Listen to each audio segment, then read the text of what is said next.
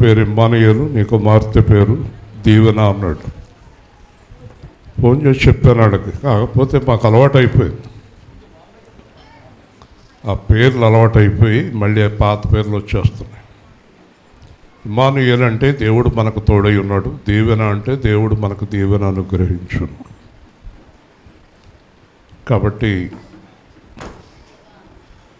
ఒకసారి ఏదైనా చెప్పాలంటే భయము, అది ఏదన్నా అతిశయంగా ఉంటుందేమో, కానీ చెప్పకపోతే ఎలాగా అనే ఒక ఆలోచన. మరి అబ్బాయి జీవితంలో ఊహించని కార్యము 2018 మార్చిలో హైదరాబాద్కు వచ్చాడు. హైదరాబాద్లో ఒక 2 సంవత్సరాల కంపెనీలో పనిచేసి తర్వాత ఒక పెద్ద కంపెనీ విమ్టాకు వచ్చాడు. అక్కడి నుంచి ఇంకా కొంచెం ఇండివిజువల్ కంపెనీ మేనేజర్ నుంచి సీనియర్ మేనేజర్ అయ్యాడు. బాగానే ఉంది. ఈ మధ్యకాలంలో దేవుడు మాట్లాడుతూ, మార్చి నెలలో నీకు దేవుడు కార్యం చేయబోతున్నాడు. ఇంజనీర్లు ఎక్కువైపోతే ఎలాగ ఉంటుంది, ఒకళ్ళకి 4 ఇంజనీర్లు. మార్చి నెలలో దేవుడు కార్యం చేస్తాడు, లేదంటే ఆగస్టులో చేస్తాడు. కానీ ప్రార్థిద్దాం. సరిగ్గా మార్చి 1న ఇంటర్వ్యూ, పాత కంపెనీ వారు పిలిచారు, వెళ్ళాడు. సరే ఇంటర్వ్యూ అయిపోయింది. ఆయన చెప్పింది ఒకటే, మీరు వెళ్ళిన తర్వాత మళ్ళీ మీ స్థానంలో మాకు సాటిస్ఫాక్టరీగా లేదు, ఎవరు సరైన వాళ్ళు రాలేదు, మళ్ళీ మీరు వస్తే మంచిదని మేము భావిస్తున్నాం అన్నారు. అన్నీ మాట్లాడుకున్నారు. ఈయన ఏదో అడిగాడు, వాళ్ళు ఏదో చెప్పారు, అంతా అయిపోయింది. ప్రార్థన చేసాం. సోమవారం లెటర్ పంపించారు, శనివారం ఇంటర్వ్యూ. సోమవారం లెటర్ పంపించినప్పుడు మనం అనుకుంటాం, మనం అడిగిన దానికి ఏదో తక్కువ చేస్తారు, తక్కువ పోస్ట్ ఇస్తారు, అడిగిన దానికంటే కొంత జీతం తగ్గిస్తారు ఏదో అనుకుంటాం. మీ అన్ని కండిషన్స్ ఒప్పుకుంటూ, పైగా మీకు కంపెనీ మొత్తం జనరల్ మేనేజర్గా మేనేజ్మెంట్ మీకు అప్పచెప్తున్నాం అని లెటర్ పంపించారు. దేవుని వస్తుంది. మేనేజర్ గారు GM అయ్యారు. ఏ అమ్మాయినా ఇక్కడ మాత్రం దేవుని బిడ్డే, మాకందరికీ పిల్లవాడే కదండి. ఒకసారి రాజశేఖర రెడ్డి గారు చాలా సీరియస్ మీటింగ్లో ఉన్నాడంట ముఖ్యమంత్రిగా. అంతే కదా, ముఖ్యమంత్రి అంటే మాటలు ఆంధ్ర రాష్ట్రానికి. ఈ లోపల తలుపు తోసుకుని ఒక హీరో వచ్చాడు. తోసుకుని వచ్చేసి డైరెక్ట్కి వెళ్ళిపోయాడు. తాతోళ్ళు కూర్చున్నాడంట. ఏం చేస్తారు, షర్మిల గారు అబ్బాయి మనవడంట. డైరెక్ట్గా తలుపు తోసుకెళ్ళి వాళ్ళ తాతోళ్ళు కూర్చున్నాడంట. రాజశేఖర రెడ్డి గారు అన్నారంట, ఏమయ్యా సెక్యూరిటీ వాళ్ళు ఇంటి వదిలేసారేంటి అంటే, ఏం చెప్తామండి మేము అనవడ కదా అన్నారంట. అప్పుడు అంటున్నాడంట, వీడికి నేను ముఖ్యమంత్రి అని ఏం తెలుసు, తాతనే తెలుసు. దేవుని స్తోత్రం చెప్పండి. ఎంత తీయగా ఉంటుంది ఆ సన్నివేశం. కాబట్టి ఎవరైనప్పటికీ కూడా పిల్లలు తల్లిదండ్రులకి ఎంత గొప్పవారైనా చిన్నవారే. మన తండ్రి ఉన్నాడే యేసుక్రీస్తు. ఇంకా మనం మనుషులుగా కొద్దిగా అతిశయం ఉంటుందేమో, కానీ ఆయన అతిశయం అంటే ఏంటో ఎరగని దేవుడు ఆయన. హల్లెలూయా. చాలా ప్రేమగా చేర్చుకుంటాడు. మార్చి 1వ తారీఖే పోస్టింగ్ అయింది. కాబట్టి నీవు నమ్మిన ఎడల దేవుని మహిమను చూతూ. ఇంకా చాలా విశేషాలు ఉన్నాయి, రాబోయే వారాల్లో ఒక్కసారి చెప్తే మీరు తట్టుకోలేరు. అర్థమైందా? పైగా ఇంకోటి వస్తుంది, ఈ పాస్టర్ గారు ప్రార్థన చేస్తాం వల్ల వాళ్ళ ఇంట్లో ఎక్కువ చేస్తున్నాడేమో, లేకపోతే మరి మన ఇంట్లో ఎందుకు అవుతలేదని నా మీద ఏమో అనుకోకండి. నేను అందరికీ సమానంగానే ప్రార్థన చేస్తున్నాను. దేవుని స్తోత్రం. ఎస్తేర్ గారు అదే అలాగే చూస్తుంది. నీకు కొద్దిసేపు వాక్యాన్ని బోధిస్తాడు, తర్వాత మనం వాక్యంలోకి వెళ్దాం. నేను మా అబ్బాయి గురించి చెప్పాను, ఆడికి ఇష్టమైతే వాళ్ళ అబ్బాయి గురించి చెప్పుకుంటాడు. నాకు ఎందుకంటే వాళ్ళ అబ్బాయి కూడా, వాళ్ళ అబ్బాయికి ఏదో వచ్చిందని నాకు చెప్పాడు. ఏమొచ్చిందో ఇష్టమైతే చెప్పుకుంటాడు. ఏమండి ఇంజనీర్ గారు, అంతేనా?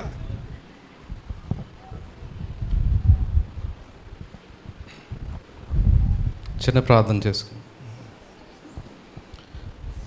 పరిశుద్ధుడు, ప్రేమగల మా తండ్రి, మరి ఈరోజు ఈ సమయాన్ని మాకు ఇచ్చినందుకు మీకు వందనాలు చెల్లిస్తున్నాం. మరి ప్రతి విషయంలోనూ మరి మీ చిత్తం జరిగించమని, మరి ఈరోజు మీ వాక్యం చెప్తుండగా మరి నన్ను మరుగుపరిచి పరిశుద్ధాత్మ ద్వారా మరి మాకు మీరేం తెలియజేయాలనుకుంటున్నారో మీ ఆత్మ ద్వారా మాట్లాడమని యేసు నామమున అడుగుతున్నాం తండ్రి, ఆమేన్.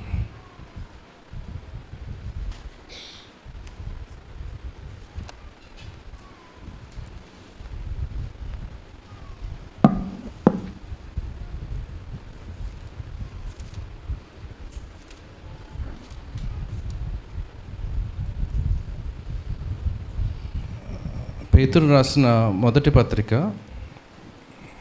5వ అధ్యాయం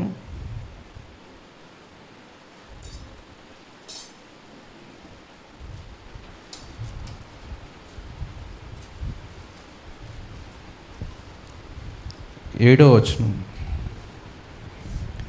ఆయన మిమ్మును గూర్చి చింతించుచున్నాడు గనుక మీ చింత యావత్తు ఆయన మీద వేయుడి. నిర్భయమైన బుద్ధి గలవారై మెలకువగా ఉండుడి. మీ విరోధి అయిన అపవాది గర్జించు సింహము వలె ఎవరిని మిరింగుదునా అని వెదుకుచూ తిరుగుచున్నాడు. లోకమందున్న మీ సహోదరుల యందు ఈ విధమైన శ్రమలే నెరవేర్చుచున్నవని ఎరిగి విశ్వాసమందు స్థిరులై వానిని ఎదిరించుడి. తన నిత్య మహిమకు క్రీస్తునందు మిమ్మును పిలిచిన సర్వకృపానిధియగు దేవుడు కొంచెము కాలము మీరు శ్రమపడిన పిమ్మట తానే మిమ్మును పూర్ణులుగా చేసి స్థిరపరిచి బలపరచును. యుగయుగములకు ప్రభావం ఆయనకు కలుగునుగాక. ఆమేన్. చాలు.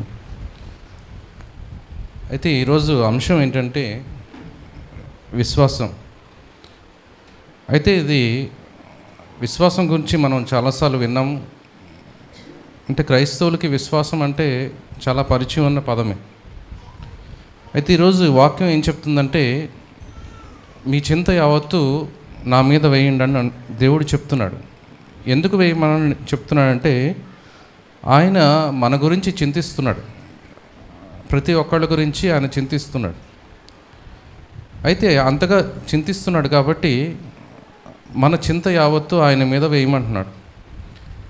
ఎందుకు వేయాలంటే ఇక్కడ మనం చూస్తే కనుక ఒకవేళ మీలో ఎవరికైనా చాలా పెద్ద కష్టం వచ్చి ఉండొచ్చు, అనారోగ్యం వచ్చి ఉండొచ్చు, ఏదన్నా రావచ్చు. కానీ మీరు మీ పక్కన కూర్చున్న వాళ్ళకి చెప్పవచ్చు, మీ కుటుంబంలో ఉన్న సభ్యులకు చెప్పవచ్చు, మిమ్మల్ని బాగా ప్రేమించే వ్యక్తికి చెప్పవచ్చు, లేదా మీ పాస్టర్ గారికి చెప్పుకోవచ్చు. ఎంతమందికి చెప్పినా మీ చింతని, మీ కష్టాన్ని, మీ బాధని కొంతకాలం మాత్రమే వాళ్ళు గుర్తుంచుకుంటారు. మీరు ఎదురుగా కనపడినప్పుడు, లేదా వాళ్ళకి సమయం వచ్చినప్పుడు, లేదా ప్రార్థన చేసినప్పుడు గుర్తుంచుకుంటారు. కానీ వాళ్ళు మీ బాధని, మీ చింతని ఎల్లకాలం వాళ్ళ హృదయంలో ఉంచుకోరు. ఎందుకంటే ఎవరి శ్రమలు వాళ్ళకున్నాయి, ఎవరి పనులు వాళ్ళకున్నాయి. మనం నిజంగా మాట్లాడుకుంటే కనుక మన ఇంట్లో మన కుటుంబ సభ్యులు కూడా, మనలో ఎవరికైనా కుటుంబ సభ్యులకు అనారోగ్యం ఉన్నా, ఇబ్బందులు ఉన్నా కొంతసేపు వాళ్ళ గురించి వాళ్ళకి కావాల్సినవన్నీ దగ్గర ఉండి చూసుకుంటాం. కానీ ఎల్లప్పుడూ వాళ్ళ గురించి మనం ఆలోచించాం. కానీ దేవుడు ఎలాంటి వాడంటే మన గురించి ప్రతి క్షణము కూడా ఆలోచిస్తాడు, మన గురించి ప్రతి క్షణము కూడా చింతిస్తాడు. అయితే ఇక్కడ దేవుడు చింత అంటే మనుషుల్లాగా దేవుడు చింతిస్తున్నాడంటే ఏ విషయంలో చింతిస్తాడని మనం తెలుసుకోవాలి. మనలాగా మనకేదో అనారోగ్యం ఉంది, లేదా అప్పు ఉంది, లేదా ఎవరో నన్ను ఏదో తిట్టారు, వాళ్ళు అనవసరంగా నన్ను బాధపరిచారు, ఇలాగా రకరకాల విషయాల్లో మనుషులు చింతిస్తారు. కానీ దేవుడు ఇలాంటి చిన్న చిన్న విషయాలు దేవుడికి చింత ఉండదు. ఎందుకంటే ఈ చింతలన్నీ ఒక మనిషి మరణించిన తర్వాత వెంటనే మాయమైపోతాయి. అయితే మరి శరీరం నశించిన తర్వాత ఇంకా ఒకటి బ్రతికే ఉంటుంది. ఆ ఆత్మ గురించి దేవుడు చింతిస్తాడు. దేవుడు చింతించేది ఏంటంటే, ఈ లోకంలో మీరు మంచి ఆరోగ్యంగా బ్రతికారా, సుఖ సంతోషాలతో ఉన్నారా, కుటుంబ సభ్యులతో సంతోషంగా గడిపారా, మీ సమయాన్ని సద్వినియోగం చేసుకున్నారా? ఇలాగా ఇవన్నీ ఆలోచించేవాళ్ళు మనుషులు. అయితే దేవుడు చింతించేది, మీ ఆత్మను మీరు రక్షించుకుంటున్నారా, మీ ఆత్మ మిమ్మల్ని మీరు మీ ఆత్మను కాపాడుకుంటున్నారా, లేదా మీ శరీర ఇచ్చలను నెరవేర్చుకుంటున్నారా, మీ ఉద్దేశాలను నెరవేర్చుకుంటూ ఆత్మను నశించేలాగా మీరు చేస్తున్నారా? దేవుణ్ణి పక్కన పెడుతున్నారా? దేవుని మాటలను పక్కన పెడుతున్నారా? దేవుని వైపు నడవకుండా తన శత్రువు అంటే సాతాన్ని మీరు హత్తుకుని నడుస్తున్నారా? సాతాను సంబంధులతో మీరు చాలా ఉల్లాసంగా ఉత్సాహంగా మీరు వాళ్ళతో తిరుగుతూ చాలా సంతోషంగా సమయాన్ని గడుపుతున్నారా అని మీరు చూస్తే, దేవుడు చింతించేది ఎందుకంటే, మీరు మీ సమయాన్ని, మీ మనస్సుని, మీ చింత కూడా చూస్తే కనుక ఈ లోకపు విషయాల గురించి మీరు ఎప్పుడు చింతిస్తూ ఉంటే కనుక దేవుడు దాన్ని చూసి చింతిస్తాడు. అయితే ఇక్కడ దేవుడు ఏం చెప్తున్నాడంటే, మన శ్రమల్ని ఒక్కోసారి అనుకుంటాం, ఒక చిన్నపిల్లవాడు నడవడానికి ప్రయత్నిస్తూ కింద పడిపోతుంటే మనం చేయి అందిస్తాం. అయితే అక్కడ చూస్తే ఇంత చిన్న విషయానికి ఒక తండ్రి వెంటనే పరిగెట్టుకుని వెళ్ళి వాడిని పట్టుకుంటాడు కింద పడిపోకుండా. అయితే పడిపోతే మళ్ళీ లేస్తుంటాడు, పడుతుంటాడు, అది పెద్ద విషయం కాదు. అయితే మనం ఏమనుకుంటామంటే, ఏదన్నా ఒక పెద్ద సమస్య, ఏ మనిషి తీర్చలేనిది, ఎవరో తీర్చలేనిది వస్తే దేవుడి దగ్గరికి వెళ్దాం. చిన్న చిన్న సమస్యలన్నీ ఎన్నో వస్తుంటాయి. ప్రతిరోజు మనం ఉదయం లేచిన దగ్గర నుంచి పడుకునే వరకు ప్రతి ఒక్కళ్ళకి ఏదో ఒక సమస్య వస్తూనే ఉంటుంది. కాబట్టి ప్రతి చిన్న సమస్యకి దేవుడి దగ్గర వెళ్ళక్కర్లేదు. ఒకవేళ మన ప్రయత్నాలు అన్నీ చేద్దాం, మన సమస్యలని మనమే పరిష్కరించుకుందాం. మనకి చదువు ఉంది, బలం ఉంది, తెలివితేటలు ఉన్నాయి, మనకి ఎంతోమంది ఉన్నారు, వీళ్ళందరూ మనకు సహాయం చేస్తారు. ఎవరి వల్ల ఏమీ కాకపోతే అప్పుడు చివరగా లాస్ట్గా మిగిలింది ఒకటే ఉంది. అదేంటంటే దేవుడి దగ్గరికి వెళ్ళి ప్రార్థన చేయడం.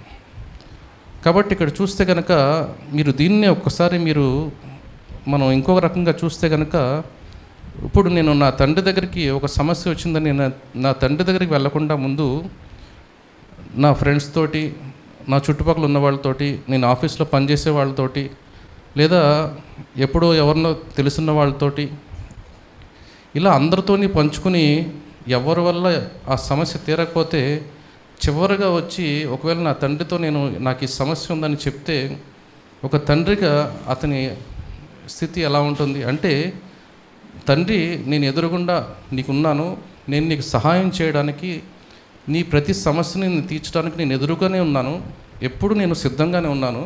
కానీ నువ్వు నన్ను అడగకుండా, నా మీద ఆధారపడకుండా ప్రజలందరి మీద, నన్ను తప్ప మిగతా అందరి మీద నువ్వు ఆధారపడుతున్నావు, కానీ నా దగ్గరికి మాత్రం చివరిగా వస్తున్నావు అని ఒక తండ్రి నిజంగా ఆలోచిస్తే అతని స్థితి ఎలా ఉంటుంది? ఇప్పుడు మనం దేవుడి దగ్గరికి కూడా అలాగే వెళ్తున్నాం. ఎందుకు అలా వెళ్తున్నాం అంటే, దేవుడి దగ్గర ప్రార్థన చేసినప్పుడు మనకి సమాధానం రాకపోవచ్చు. ఒక్కోసారి కొన్ని సంవత్సరాల పాటు మీరు ప్రార్థన చేస్తూ ఉండొచ్చు ఒక సమస్య. ఆ సమస్య కొన్ని సంవత్సరాలైనా కూడా అది కొంచెం కూడా మార్పు చెందకుండా అలాగే ఉంది. సమస్య ఇంకా పెద్దదవుతూ వస్తుంది, కానీ మీ సమస్య తగ్గట్లేదు. ప్రార్థన చేస్తూనే ఉన్నారు, మీరు ఎన్నో వాక్యాలు వింటున్నారు, విశ్వాసం వస్తుంది, మళ్ళీ విశ్వాసాన్ని కోల్పోతున్నారు. ఇక్కడ చూస్తే కనుక వెలుగు, చీకటి ఈ రెండు వ్యతిరేకమైనవి. అంటే ఒకటి ఉండగా ఇంకొకటి ఉండలేదు. మరి మీ హృదయంలో చింత, బాధ, ఆందోళన ఉంటూనే మీకు దేవుడిపైన విశ్వాసం ఉందంటే అది మీరు నిజం కాదని నమ్మాలి. ఎందుకంటే మీ హృదయంలో చీకటి ఉంటే వెలుగు ఉండదు, వెలుగు ఉంటే చీకటి ఉండదు. అలాగే మీ హృదయంలో చింత ఉంటే, ఆందోళన ఉంటే మీకు దేవునిపైన విశ్వాసం లేదని మీరు ఒప్పుకోవాలి. లేదు, నాకు దేవునిపైన పరిపూర్ణమైన విశ్వాసం ఉందని మీరు ఒప్పుకుంటే మీ హృదయంలో చింత ఉండకూడదు. మరి చీకటి వెలుగు కలిసి ఎలాగ ఉండలేవో మీ హృదయంలో చింత, బాధ, ఆందోళన, రేపేం జరుగుతుందో, ఈరోజు ఏం జరుగుతుందో అనే బాధ, ఆందోళన మీ హృదయంలో ఉండి మీరు దేవుణ్ణి విశ్వసిస్తున్నారంటే దాంట్లో ఏదో లోపం ఉంది. మీరు నిజాన్ని గ్రహించలేదు. మీరు నిజాన్ని గ్రహిస్తే కనుక మీలో పరిపూర్ణమైన విశ్వాసం ఉందంటే మీ హృదయంలో ఆందోళన ఉండకూడదు. అయితే మరి ఆందోళన, బాధ రాదా అంటే వస్తుంది, ప్రతి ఒక్కళ్ళకి వస్తుంది. కానీ కొంత సమయం అన్నది ప్రతి మనిషికి ఒక బాధ, చింత అనేది ఉంటుంది. కానీ ఏది మిమ్మల్ని అధిగమిస్తుంది అంటే, ఒకవేళ కొంతసేపు బాధపడతాము. ఇప్పుడు ఏదైనా దెబ్బ తగిలింది, నొప్పి రాదా అంటే నొప్పి వస్తుంది, కొంతసేపు వస్తుంది, కొంతకాలం వస్తుంది, తగ్గిపోతుంది. అయితే మరి ఎప్పుడు మనతోటే ఉంటుందంటే అది చాలా ప్రభావం చూపించి ఉండాలి మన పైన. కానీ మనకి విశ్వాసం ఉంది, దేవుడి మీద నేను పరిపూర్ణమైన విశ్వాసం కలిగి ఉన్నానని చెప్తూ మరి మీరు ప్రతి దానికి ఆందోళన పడుతూ రేపేం జరుగుతుందో, ఎల్లుండి ఏం జరుగుతుందో, నా జీవితం ఎలా మారబోతుందో, ఈరోజు నేను ఎలా ఉంటానో, నా ఆరోగ్యం పరిస్థితి ఏంటి, ఇలాగ ప్రతి దానికి మీరు చింతిస్తుంటే కనుక మీ విశ్వాసం అనేది చాలా అల్పంగా ఉంది. ఎందుకంటే దేవుడు ఏం చెప్తున్నాడంటే, మీకు ఆవగించేంత విశ్వాసం ఉన్నా కానీ ఎన్నో కార్యాలు మీరు చూస్తారని చెప్తున్నాడు. అయితే మరి నిజంగా మనం విశ్వాసం అంటే ఏంటి అంటే, దేవుడికి పరిపూర్ణంగా మనల్ని మనం అప్పగించుకోవడం. అంటే దాని అర్థం ఏంటంటే, ఒకవేళ మీరు కారులో వెళ్తున్నారు, ఈ డ్రైవర్కి సీట్కి మీ డ్రైవర్ వచ్చాడు, అతను బండి తోలుతూ వెళ్తున్నాడు. ఒకవేళ బాగా ట్రాఫిక్ ఉన్న ఏరియా వచ్చిందో, లేకపోతే గతుకులు ఉన్న రోడ్డు వచ్చినప్పుడు మీరు ఏం చేస్తారంటే, నువ్వు పక్కకు రా, నేను తోలుతాను, ఎందుకంటే నీకు అంత అనుభవం లేదని చెప్పి మళ్ళీ మీరు డ్రైవర్ సీట్కి వెళ్తారు. కొంతకాలం మీరు డ్రైవ్ చేస్తారు, మళ్ళీ రోడ్డు బాగానే ఉంది అనుకున్నప్పుడు మళ్ళీ అతనికి ఇస్తారు. ఇలా మీరు చూస్తూ ఉంటే దీని అర్థం ఏంటంటే, మీరు డ్రైవర్ని పెట్టుకున్నారు, అతని మీద విశ్వాసం లేదు. ఏదైనా సమస్య వచ్చిన వెంటనే మీరు ఏం చేస్తున్నారంటే, ఆ డ్రైవర్ని అతని స్థానంలో తీసేసి మీరు అతని స్థానంలోకి వెళ్తున్నారు. ఇక్కడ మన జీవితం కూడా నడుస్తుందంటే మనం దేవునికి అప్పగించాలి. మన జీవితాన్ని దేవుడికి పరిపూర్ణంగా అప్పగిస్తేనే దేవుడి కార్యం చేస్తాడు. అంటే మీకు సమస్య వచ్చినప్పుడు, ఇబ్బంది వచ్చినప్పుడు దేవుడి దగ్గరికి వెళ్తారు, మళ్ళీ వెనక్కి వచ్చేస్తారు, మళ్ళీ మీ చిత్తం మీరు నెరవేర్చుకుంటూ వెళ్తారు. ఇక్కడ ఏం చెప్తున్నాడంటే, మీరు ఆయన మిమ్మల్ని గూర్చి చింతించున్నాడు కనుక మీ చింత యావత్తు ఆయన మీద వేయుడి. నిబ్బరమైన బుద్ధి గలవారై వెలుగుగా ఉండుడి. మీ విరోధి అయిన అపవాది గర్జించు సింహం వలె ఎవరిని మింగుదోనా అని వెదుకుచూ తిరుగుచున్నాడు. లోకమందున్న మీ సహోదరులందరూ ఈ విధమైన శ్రమలే నెరవేర్చుచున్నవని ఎరిగి విశ్వాసమందు స్థిరులై వాన్ని ఎదిరించుడి. అంటే ఇక్కడ సాతాన్ అనేవాడు ఏమీ చిన్నవాడు కాదు. అతనికి దేవుడి తర్వాత అంత శక్తి కలిగిన వాడు సాతాను. మరి సాతాన్ని ఎదిరించాలంటే మీ శక్తి సరిపోదు.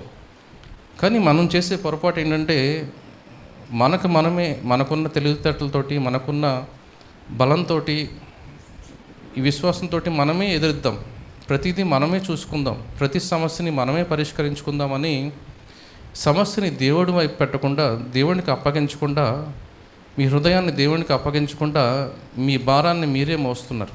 కానీ దేవుడు ఏం చెప్తున్నాడంటే, మీ చింత యావత్తు అంటే మొత్తం. ఒకవేళ ఒకళ్ళు వచ్చి నా దగ్గర ఒకవేళ ₹1,00,000 అప్పు ఉందంటే దేవుడు ఏం చెప్తారంటే, ఒక 90,000 నేను తీరుస్తాను, 10,000 మీరు తీర్చుకోండి అనేది దేవుడు కాదు. 1,00,000 ఉందంటే 1,00,000 మనకిచ్చి అప్పు తీర్చమని చెప్తాడు.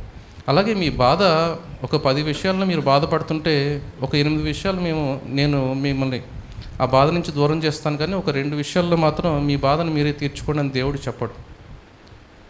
అలా చేస్తే కనుక అది పొరపాటు అవుతుంది. ఎందుకంటే మీ చింత యావత్తు అంటే మీకున్న ప్రతి విషయం, ప్రతి చిన్నది, పెద్ద విషయమైనా చిన్న విషయమైనా ప్రతి చింత దేవుని మీద వేయమని చెప్తున్నాడు. దేవుడి మీద వేసినప్పుడు అది దేవుడి పని అవుతుంది, దేవుని బాధ్యత అవుతుంది.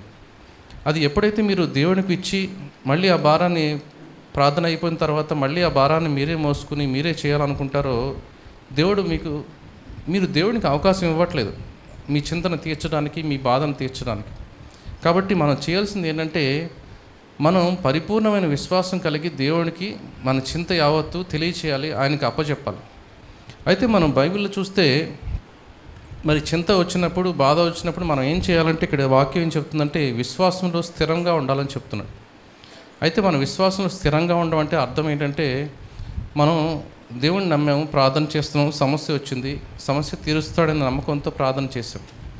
అయితే మరి కొంతకాలం గడిచిన తర్వాత మనకి విశ్వాసం కొంచెంగా సన్నగిలుతూ ఉంటుంది. అంటే మనం ప్రార్థన చేస్తున్నాం కానీ మన సమస్య తీరట్లేదని ఒక సందేహం అనేది మొదలవుతుంది. ఇక్కడ సాతాను చేసే పని ఏంటంటే, మీ హృదయంలో ఒక సందేహాన్ని తీసుకురావడం, లేదా నిజంగా దేవుడు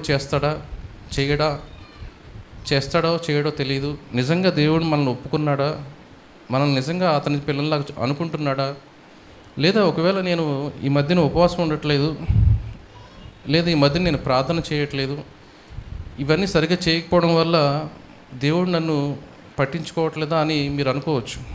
అయితే దేవుడు మీరు చేసే క్రియలను బట్టి మీకు రక్షణ ఇవ్వలేదు. దేవుడు మిమ్మల్ని ప్రేమించాడు కాబట్టి మనకు రక్షణ వచ్చింది. మనం ఎవరు కూడా నిజంగా చూసుకుంటే, మనం ఎవరు కూడా దేవుని నీతితో మన నీతిని పోల్చుకుంటే మన నీతి అనేది మురికి గుడ్డలాగా ఉంటుంది. అంటే మనం ఏ విషయంలోని కూడా దేవుడిని మెప్పించలేము. మరి దేవుడు మన మీద ఎందుకు ఇంత ప్రేమ చూపిస్తున్నాడంటే కేవలం ఆయన కృప అని మనం గుర్తుంచుకోవాలి. మనం చేసే ప్రార్థన కానీ, మనం దేవునితో గడిపే సమయం కానీ, మనం చేసే ఉపవాసాలు కానీ, మనం ఏదైతే మతపరంగా కొన్ని ఆచారాలు మనం పాటిస్తున్నామో అవేవి దేవుడిని మనల్ని దగ్గర చేయలేదు. మరి మనల్ని ఏకం చేసేది ఒకటే ఉండి, అదేంటంటే మారు మనసు పొందడం, పరిపూర్ణంగా మనల్ని మనం దేవుడికి అప్పగించుకోవడం. ఎవరైతే దేవుడికి పరిపూర్ణంగా మనల్ని మనం అప్పగించుకుంటామో వారి పట్లే దేవుడి కార్యాలు 100కి 100% నెరవేరుతాయి. ఎవరైతే వాళ్ళ శక్తి మీద, వాళ్ళ ఆలోచన మీద వాళ్ళు ఆనుకుని ఉంటారో వాళ్ళ జీవితంలో దేవుడి కార్యం జరగదు. ఎందుకంటే మీరే జరగనివ్వట్లేదు. ఎందుకంటే మీరే ఆ సమస్యని పరిష్కరించుకోవాలని చూస్తున్నారు. ఇక్కడ మరి దానికి ఒక మంచి ఉదాహరణ చూస్తే కనుక అబ్రహాంకి షారాకి కనపడి దేవుడు ఒక నిబంధన చేశాడు. ఏంటంటే, నీకు పిల్లల్ని పుట్టిస్తాను, మొత్తం భూమి అంతా కూడా నీ పిల్లలతో నింపుతాను అని చెప్పాడు. అయితే ఈ మాట అబ్రహాము విన్నాడు, విశ్వసించాడు. ఈ మాట చెప్పింది 75వ సంవత్సరంలో చెప్పాడు. అయితే మరి 10 ఏళ్ళు గడిచిపోయినాయి, 85 ఏళ్ళు వచ్చినాయి ఇప్పుడు. అయితే మరి 10 ఏళ్ళు విశ్వాసంతోనే ఉన్నారు. అబ్రహాం ఇంకా విశ్వాసంతోనే ఉన్నాడు. అయితే షారా వచ్చి మరి అబ్రహాంతో అన్నప్పుడు, ఇంకా నాకు ఎప్పటికీ పిల్లలు పుట్టరు, మరి నువ్వు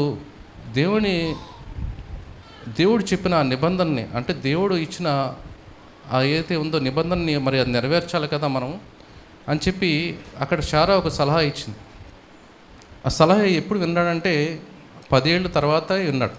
అంటే దీని అర్థం ఏంటంటే 10 ఏళ్ళు వాళ్ళు విశ్వాసంతోనే ఉన్నారు దేవుడు కార్యం చేస్తాడని. అంటే 10 సంవత్సరాలు తక్కువ సమయం కాదు. మనకు అనిపించవచ్చు, ఒకవేళ మనం ఎవరి గురించన్నా విన్నప్పుడు అదేంటి అలా చేశాడు, ఇలా చేసి ఉండకూడదు, అలా చేసి ఉండకూడదు అని చెప్తాం. కానీ అంతకన్నా చిన్న సమస్య మన జీవితంలో వచ్చినప్పుడు మనం చాలా వేరే విధంగా రియాక్ట్ అయి ఉంటాం. ఇక్కడ మనం చూస్తే అబ్రహాము 10 ఏళ్ల పాటు దేవుడి కోసం ఎదురు చూశాడు, దేవుడి కార్యం కోసం ఎదురు చూశాడు.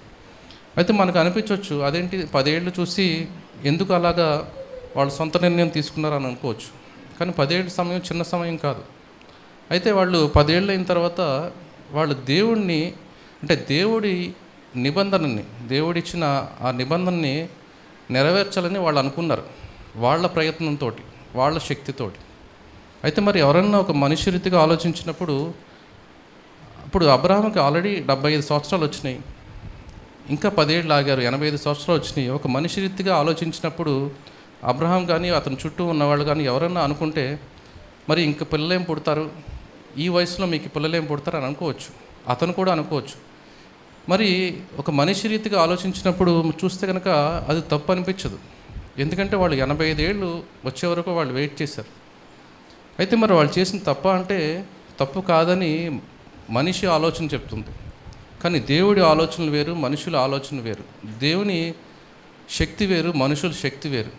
దేవుడు ఈ ప్రపంచాన్ని, ఈ సర్వ సృష్టిని చేసిన వాడు ఒక పిల్లల్ని పుట్టించడం పెద్ద విషయం కాదు.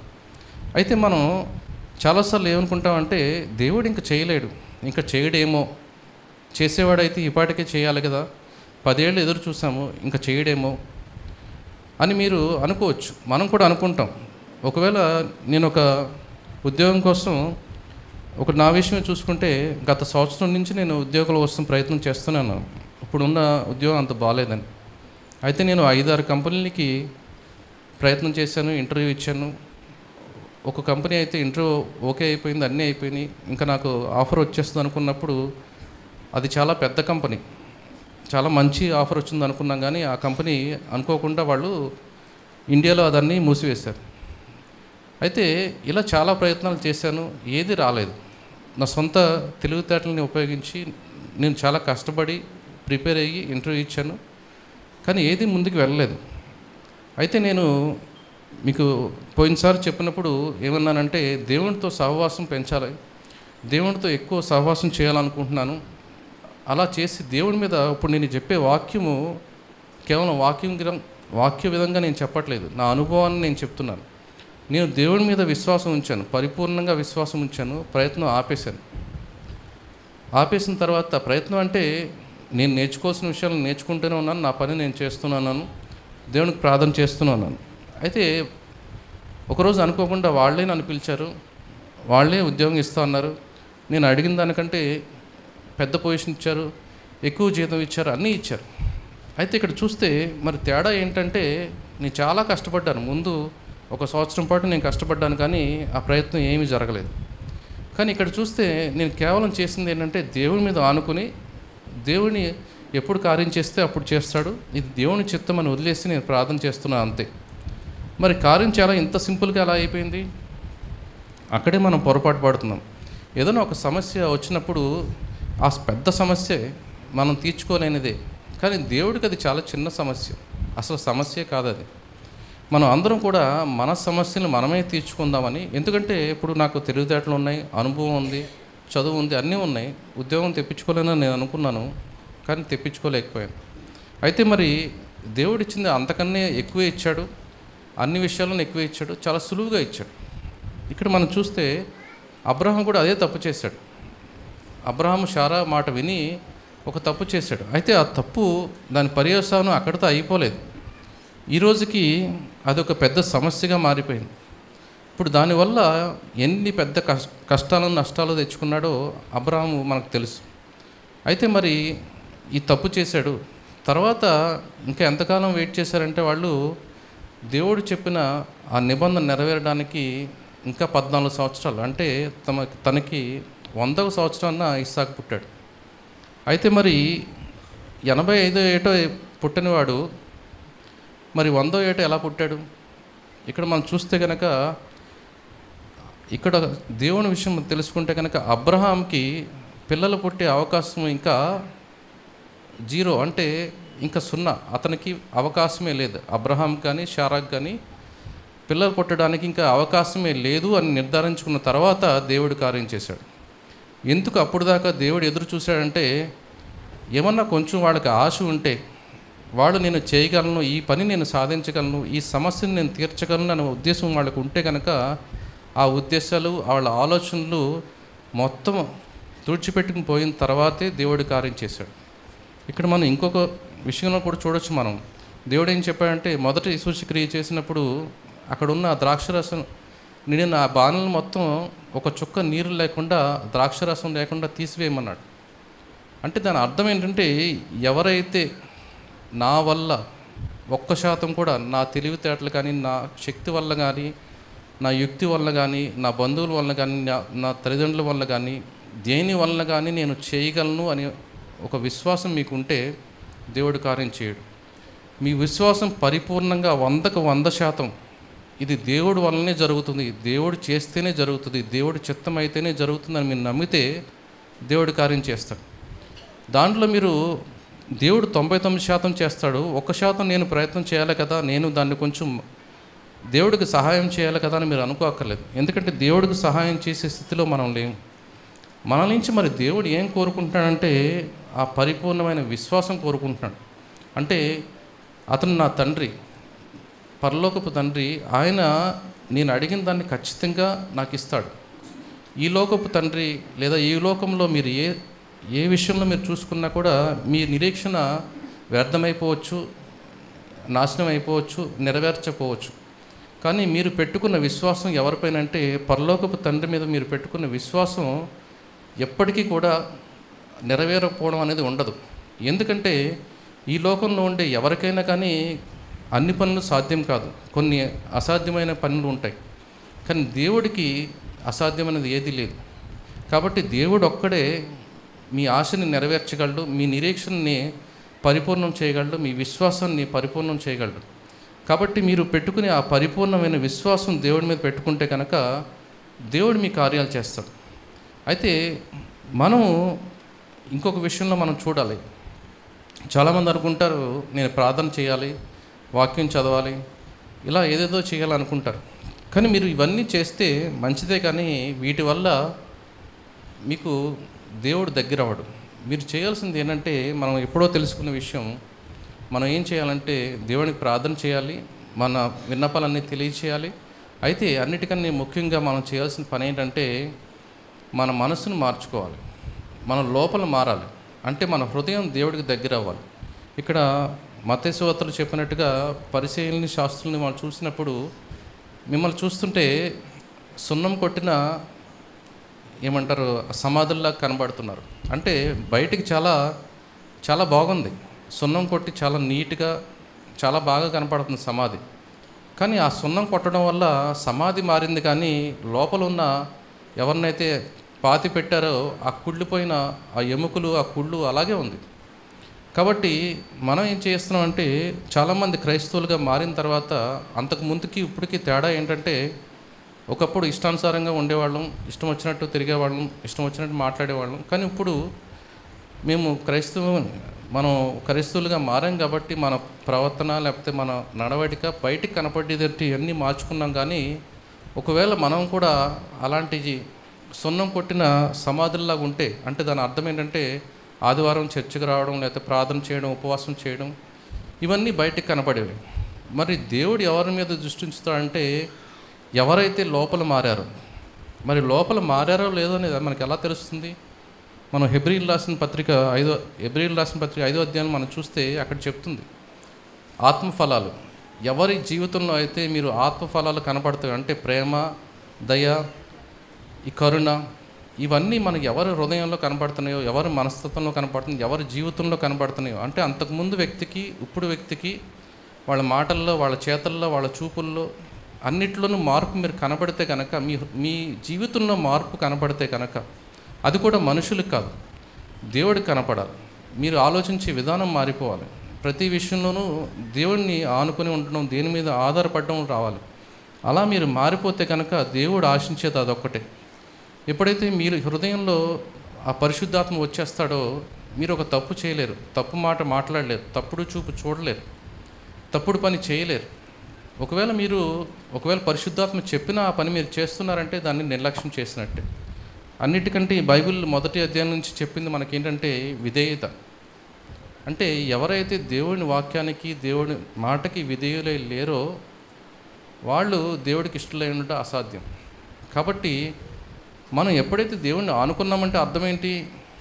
దేవుడు చెప్పే ప్రతి మాటకి ఆయన మాటకి మనం నిజంగా ఒప్పుకొని దాని ప్రకారం చేయాలి. ఇక్కడ మనం లూకా సువార్త 9వ అధ్యాయం చూడండి.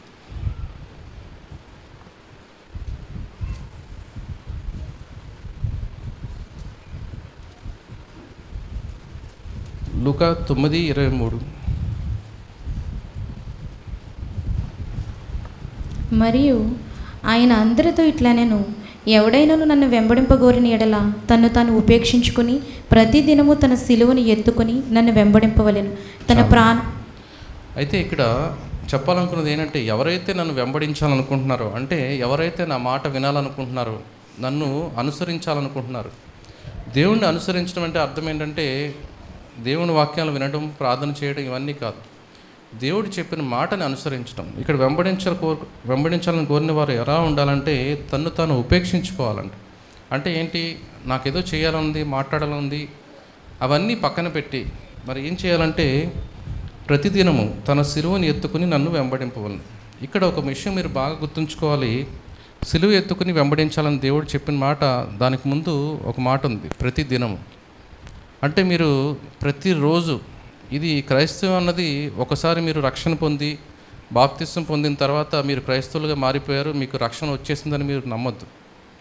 అయితే అది మొట్టమొదటి అడుగు. అది మీరు దేవుని పట్ల విశ్వాసం, అంటే దేవుడు రక్షకుడని మీరు నమ్మారు, క్రైస్తవులుగా మీరు మారడానికి మీరు సిద్ధపడ్డారు. కానీ సిద్ధపడడం వేరు, నడవడం వేరు.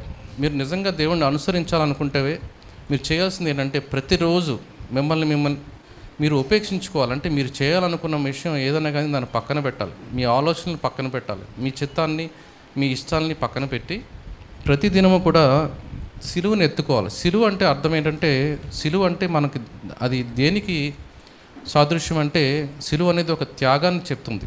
త్యాగం అంటే ఏంటంటే, ఇప్పుడు నాకు ఏదో చేయాలనుంది, లేకపోతే ఒకవేళ నేను సుఖంగా ఇప్పుడు ఉండాలనుకుంటున్నాను, ఏదో ఏం పని చేయకుండా నేను ఒకవేళ రెస్ట్ తీసుకోవాలనుకుంటున్నాను, చాలా నీరసంగా ఉంది. కానీ దేవుడు ఒకవేళ ఇప్పుడే వెళ్ళి పలానా ఊరికి వెళ్ళి వాళ్ళకి ప్రార్థన చేసి రమ్మని చెప్తాడు. అయితే ఇప్పుడు నేను లెగిసి వెళ్ళే పరిస్థితులు లేకపోవచ్చు. అయినా కానీ అక్కడ దేవుడి విషయం, అంటే దేవుడు చెప్పిన మాటని నేను నెరవేర్చాలంటే నేను త్యాగం చేయాలి. ఏం త్యాగం చేయాలంటే, అక్కడ నా ఆరోగ్యం బాగాలేకపోయినా, నాకు వెళ్ళాలనే ఉద్దేశం లేకపోయినా, వెళ్ళలేకపోయినా కూడా నేను ప్రయత్నం చేసి వెళ్ళాలి. అంటే ఒక్కోసారి మన ఇష్టాన్ని మనం త్యాగం చేయాలి. మనం అనుకున్న పనులు జరగట్లేదు, ఒకవేళ నేను ఉద్యోగం చేయాలనుకున్నాను, లేదు దేవుడు నన్ను సేవ చేయాలని చెప్పాడు, నేను వదిలిపెట్టాలి. లేదు నేను అది చేస్తూ ఇది చేస్తానంటే కుదరదు. ఇక్కడ పేతురుని కూడా అలాగే అన్నాడు, నువ్వు చేపలు పడుతూ సువార్త చెయ్యి, లేకపోతే నాతో తిరగమని చెప్పలేదు. చేపలు పట్టేది ఎప్పుడు మానేమన్నాడంటే, నువ్వు అక్కడ వదిలేసి నన్ను వెంబడించమన్నాడు. ఒక మనిషి వచ్చినప్పుడు నా తండ్రిని పాతి పెట్టుకుని తర్వాత వస్తా అన్నాడు. అయితే దేవుడు ఒప్పుకోలేదు. ఇక్కడ మీరు చూస్తే కనుక దేవుడు చాలా సౌమ్యుడు, చాలా ప్రేమ కలిగినవాడు అని మనం అనుకుంటాం. కానీ ఒక విషయం మీరు గమనిస్తే కనుక, దేవుడు చాలా ఎవరైతే విధేయత చూపిస్తారో వాళ్ళని మాత్రమే ఇష్టపడతాడు. ఇక్కడ మీరు ఆ మృతులను పాతి పెట్టుకుంటారు, కానీ నువ్వు నన్ను వెంబడించమన్నాడు. అంటే దాని అర్థం ఏంటంటే, ఒక మాట చెప్పినప్పుడు వెంటనే దాన్ని పాటించాలి. ఇది నేను కొంతసేపు ఆగి చేస్తాను, రేపటి నుంచి చేస్తాను, కొన్ని రోజుల తర్వాత చేస్తానంటే అది అవిధేయత అవుతుంది. ఇక్కడ దేవుడు చెప్పింది చిన్న విషయం, ఆ పండు తినొద్దు అన్నాడు, తిన్నాడు. అది ఒక చిన్న విషయమే కావచ్చు, కానీ అది అవిధేయతగా దేవుడు చూస్తాడు. కాబట్టి నేను చెప్పాలనుకున్నది ఏంటంటే, మీరు విశ్వాసం మీరు పరిపూర్ణంగా ఉంది, దేవుడు మీకు ఒక కార్యం చేయాలంటే మీ హృదయాన్ని మార్చుకోవాలి. మీ హృదయాన్ని ఎలా మార్చుకోవాలంటే, ప్రతిరోజు దేవుడు ఏం చెప్తున్నాడో దాన్ని వినాలి, దాని ప్రకారం చేయాలి. ఇది అనుకూలంగా ఉంటే నేను చేస్తాను, అనుకూలంగా లేనివి నేను చేయలేనంటే దేవుడు ఒప్పుకోడు. ఇక్కడ ఏం చెప్తున్నాడంటే, ఇక్కడ సిలువను ఎత్తుకుని నన్ను వెంబడించాలి. ప్రతిరోజు సిలువను ఎత్తుకుని నన్ను వెంబడించాలి. ఎవరైతే తన ప్రాణాన్ని తన ఇష్టాన్ని నెరవేర్చాలనుకుంటున్నారో వాళ్ళు నాతో నడవలేరు. ఇక్కడ ఏం చెప్తున్నా అంటే, మనం తెలుసుకోవాల్సింది, మనం మారు మనసు పొందకుండా దేవుణ్ణి మనం సంతోషపెట్టలేం. మీరు విశ్వాసం ఎప్పుడు మీకు పరిపూర్ణం అవుతుందంటే, మీకు మీరుగా నేను విశ్వాసంగా ఉంటాను, నేనేదో డిసిప్లైన్డ్గా ఉంటాను, లేకపోతే పొద్దున్న వేసి ప్రార్థన చేస్తాను, ఇలా చేస్తాను, అలా చేస్తాను. ఒక విషయం నేను సింపుల్గా చెప్పాలంటే, మన ప్రయత్నంతో మనం ఎప్పుడూ పరిపూర్ణంగా మారలేము. అది మనం నమ్మాలి. మన ప్రయత్నంతో లేదా మన చుట్టూ ఉన్న వాళ్ళ ప్రయత్నంతో మన సమస్యలు మనం తీర్చుకోలేము. అది మీరు నమ్మాలి. మరి ఎలాగా మనకు వచ్చే సమస్యల్ని మనం ఎలాగా దేవుడిని వెంబడించాలంటే, దేవుడు చెప్పిన మాట ఒకటే. దేవుడు చెప్పే ప్రతి మాట మనం వినాలి. మన ఉద్దేశాలని మన ఆలోచనల్ని పక్కన పెట్టాలి. ప్రతి విషయంలోని ఒక్కొక్క విషయంలో పక్కన పెట్టి ఒక్కొక్క విషయంలో నేను నెరవేర్చడం కాదు, ప్రతి విషయంలోనూ దేవుడిని వెంబడించాలి. ప్రతి విషయంలోనూ దేవుడికి విధేయత చూపించాలి. మన హృదయాన్ని మార్చుకోవాలి. మన హృదయం మారిందో లేదో మనలో ఆత్మఫలాలు ఉన్నాయో లేదో మనం పరీక్షించుకోవాలి. మారడానికి కూడా దేవుడిని సహాయం అడగాలి, దేవుడికే ప్రార్థన చేయాలి, దేవుడిని వినిపించుకోవాలి. మనం ప్రతిదీ చేసి మనం మార్చుకుని దేవుణ్ణి సహాయం అడగాలి. పరిశుద్ధాత్మ సహాయం ఎప్పుడైతే మనకు అందిస్తాడో దేవుడు, మనలో పరిశుద్ధాత్మ ఉంటే మనం కష్టపడక్కర్లేదు. పరిశుద్ధాత్మ మనల్ని ఎలా నడవాలో, ఏం చేయాలో, ఎవరు మంచివాళ్ళు ఎవరు చెడ్డవాళ్ళు, ఎక్కడ ఏం చేయాలన్నది ప్రతిదీ కూడా మనకు పరిశుద్ధాత్మ మనకు తెలియజేస్తాడు. కాబట్టి నేను ఈరోజు అంటే వాక్యాలు ఎక్కువ తీయలేదు, కానీ నేను చెప్పాలనుకున్నది ఒకటే.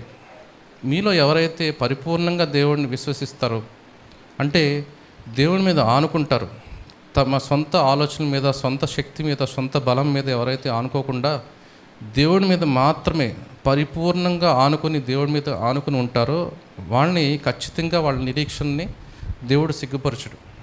ఎప్పటికీ కూడా దేవుడు ఒక్కడే. మీరు అనుకున్నది అంటే మీకు మంచిది ఏదో అదే దేవుడు నెరవేరుస్తాడు. రోమాలో చెప్పినట్టుగా మీకు మంచి జరగడానికి అన్ని కార్యాలు సమకూడి జరుగుతుంది. కానీ మనకి ఎప్పుడు కూడా మన పరలోక తండ్రి చెడు అన్నది తన ఆలోచనలో కూడా లేదు. మనం లక్షించడానికే తన సొంత కుమారుని ఇక్కడ తీసుకొచ్చాడు, సిలువ వేశాడు. అయితే మనం గుర్తుంచుకోవాల్సింది ఒక్కటే, దేవుణ్ణి మనం ప్రేమిస్తున్నాడు, మనం తిరిగి దేవుణ్ణి ప్రేమించాలి. దేవుణ్ణి కాకుండా మీరు ఎవరిని ప్రేమించినా దేన్ని ప్రేమించినా అది శాశ్వతం కాదు, అది ఎప్పటికీ ఉండదని మీరు నమ్మి దేవుణ్ణి మాత్రమే ప్రేమించి దేవుని మాటకి పరిపూర్ణంగా విధేయులై ఉంటే మీ బాధ్యత దేవుడిది. అలా ఎప్పుడైతే మిమ్మల్ని మీరు అప్పగించుకుంటారో అప్పటి నుంచి దేవుడి కార్యం మొదలవుతుంది. అది ఎప్పుడు మొదలవ్వాలన్నది ఇంకా మన చేతిలోనే ఉంది. కాబట్టి ఒక చిన్న ప్రార్థనతో ముగించుకుందాం. పరిశుద్ధుడు, ప్రేమగల మా తండ్రి, మరి ఈరోజు మీరు చెప్పినట్టుగా మరి మీ మీద ఆనుకొని మీ చిత్తం ప్రకారం నడుచుకోవడానికి, మీ చిత్తం తెలుసుకుని దాని యందు విధేయత కలిగి జీవించడానికి మీరే మాకు సహాయం చేయండి. మరి మమ్మల్ని పరిపూర్ణంగా మార్చండి. మరి మా సొంత ఆలోచనలు బట్టి కాకుండా, మా సొంత సామర్థ్యాలను బట్టి కాకుండా, మరి కేవలం మీరు మాపైన ఉంచే కృపను బట్టి మమ్మల్ని పరిపూర్ణంగా చేసి మీ మార్గంలో నడిపించి ఎల్లప్పుడూ మాకు తోడుగుండి నడిపించమని యేసు నామమున అడుగుతున్నాం తండ్రి.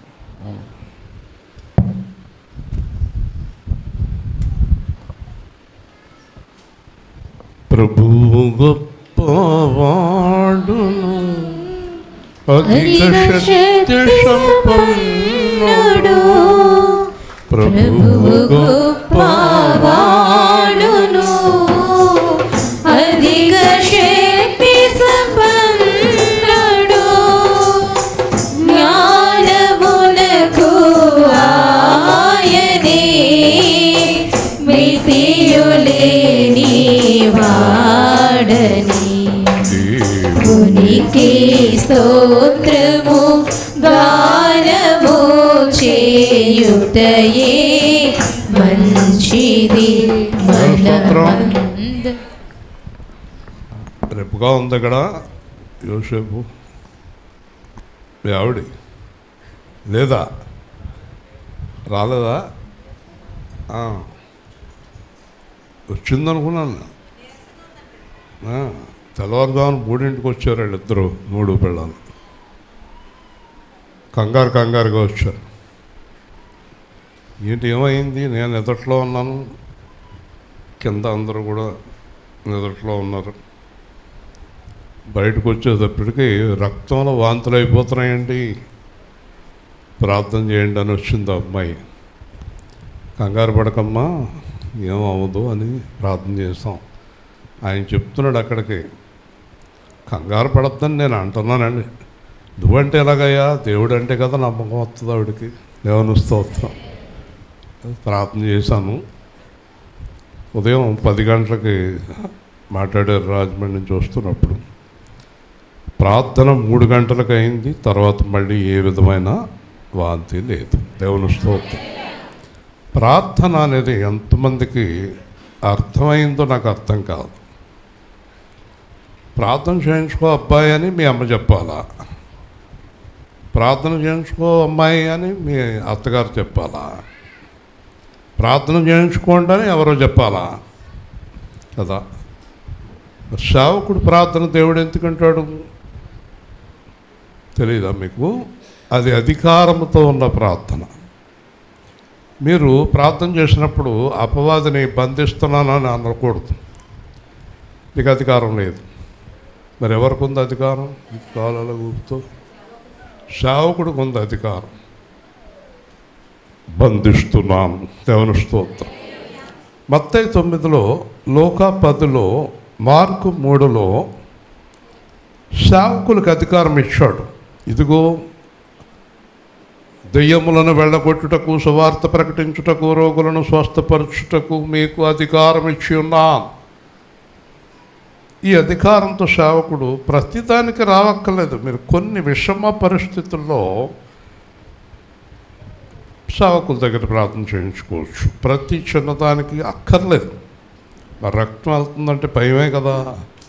రక్తం వెళ్ళిపోతుంది బాబోయ్ అని భయం వేస్తుంది. వెంటనే తగ్గిపోయింది. అలాగే ఇప్పుడు సాగు బతుకుల్లో ఉన్న ఆవిడ దగ్గరికి వెళ్ళాం. ఇలాంటివన్నీ అవసరమే, ప్రార్థనలో ఎంత అవసరము.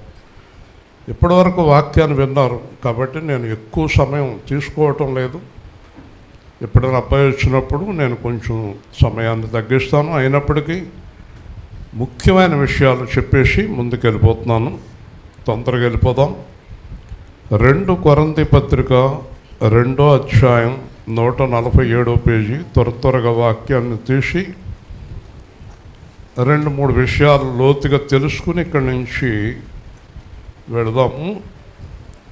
2వ అధ్యాయము 9వ వచనం నుంచి 16వ వచనం వరకు శ్రద్ధగా వినండి.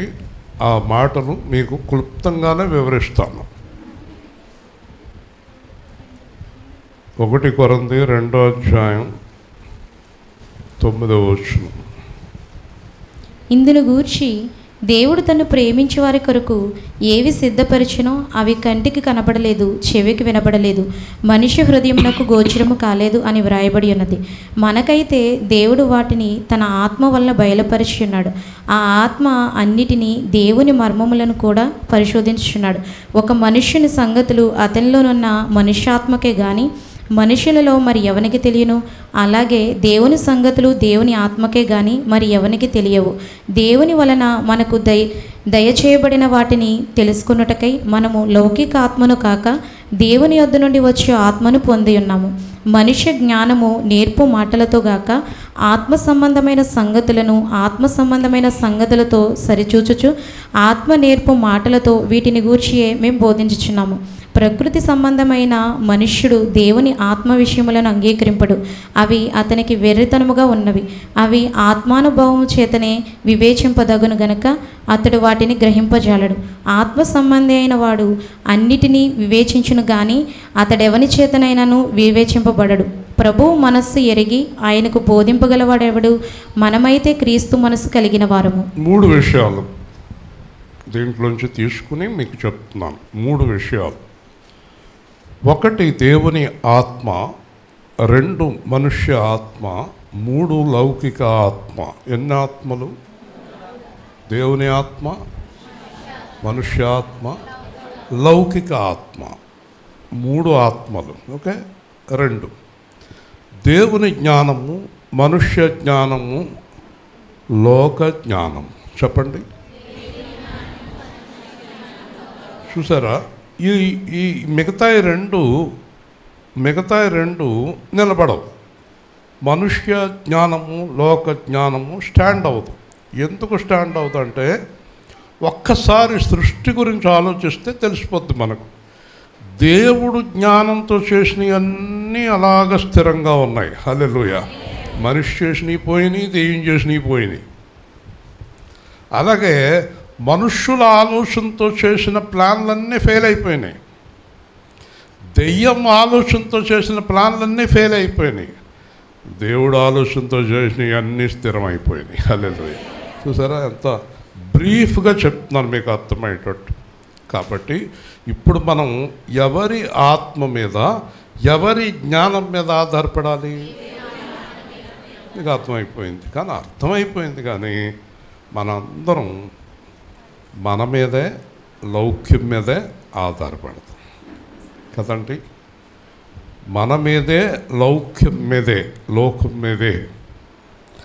మనకు ఒకసారి యేసు ప్రభు పిల్లలకి బయట ఉన్నవారు ఎవరైనా కలిసినప్పుడు ఏదన్నా వాళ్ళు మనతో చెప్పినప్పుడు అలాగా అంటారు. కాదండి, మన మాటలు విని వాళ్ళు అలాగా అనాలి. హల్లెలూయా. అలాగా అనాలి, మనం అనకూడదు. మనకు దైవ జ్ఞానం ఉంది, దేవుని జ్ఞానం ఉంది మనకి. వింటున్నారా? దైవ జ్ఞానముతో మాట్లాడే మాటలు మనుష్య జ్ఞానానికి, లోక జ్ఞానానికి మించి ఉంటాయి. కాబట్టి దేవుని ఆత్మను మనం కోరుకోవాలి. ఇక్కడ బ్రీఫ్గా చూస్తే కనుక తనను ప్రేమించు వారికి ఏమి సిద్ధపరచునో కనబడలేదు, వినబడలేదు, గోచరం కాలేదు. సరే, ఇప్పుడు యేసు ప్రభుని నమ్ముకున్నవారు, నమ్ముకోలేని వారు ఉన్నారు. యేసు ప్రభు కొరకు పూర్తిగా జీవించేవారు ఉన్నారు, అటు ఇటు జీవించేవారు ఉన్నారు కదా. యేసు ప్రభు యొక్క ప్లానింగు, ఆయన జ్ఞానము, ఆయన చెయ్యదలుచుకున్న కార్యము ఎవరితో చెప్తాడు? ఆదికాండము చాలా మంచి సబ్జెక్టు కాబట్టి ఒక 10 నిమిషాలు ఇబ్బంది పడకండి. ఆదికాండము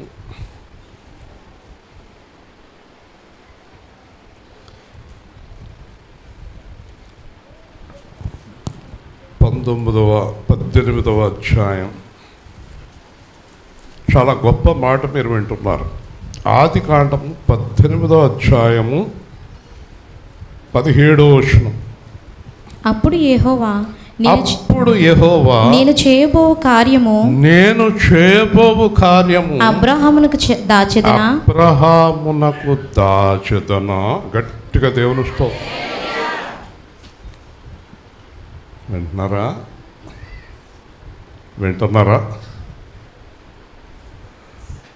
నేను చేయబోయే కార్యం అబ్రహాం చెప్పకుండా చేస్తానా?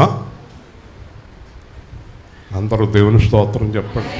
అంటే దేవుడు అబ్రహాంతో చెప్తాడంట ఏం చేస్తాడు. చూసారా? అంటే దేవుడు తన మీద బలపుగా అనుకున్న వారికి ఏం చేయబోతాడో చెప్తాడు. అందుకే నన్ను మార్చి మొదటి వారంలో నీకు ఉద్యోగం ఇస్తున్నాడు. ఇలాంటి చాలా విషయాలు దేవుడు మాట్లాడాడు. ఈ ఇంజనీర్తో అన్నా మీకు ఆయుష్కాలం ఇస్తున్నాడు, కంగారు పడకండి. చాలా విషయాలు దేవుడు మనతో మాట్లాడుతూ ఉంటాడు. అలాగే ఈ తేజ వాళ్ళ ఆయన ప్రసాద్కి ఆగస్టు 15న వాళ్ళ ఇంటి దగ్గర ప్రార్థన చేసినప్పుడు మళ్ళీ 15వ తారీఖున నేను హైదరాబాద్కు వస్తాను, ఈ లోపల మీ కార్యాలన్నీ పూర్తి చేస్తాను, దేవుని స్తోత్రం అని చెప్పాడు. వింటున్నారా? దేవుడు కార్యాలు ఎవరికి దాయుడు అంటే ఆయన మీద నమ్మకం కలిగి, ఆయన యందు విశ్వాసం ఉంచి, ఆయన మీద ఆధారపడిన వారి దగ్గర ఆయన కార్యము దాయుడు కదా. ఇర్మియా గ్రంథం 29వ అధ్యాయం చక్కగా చెప్పేస్తాడంట. మనకి చెప్పడం అనుకుంటున్నారా? అన్నీ చెప్తాడు.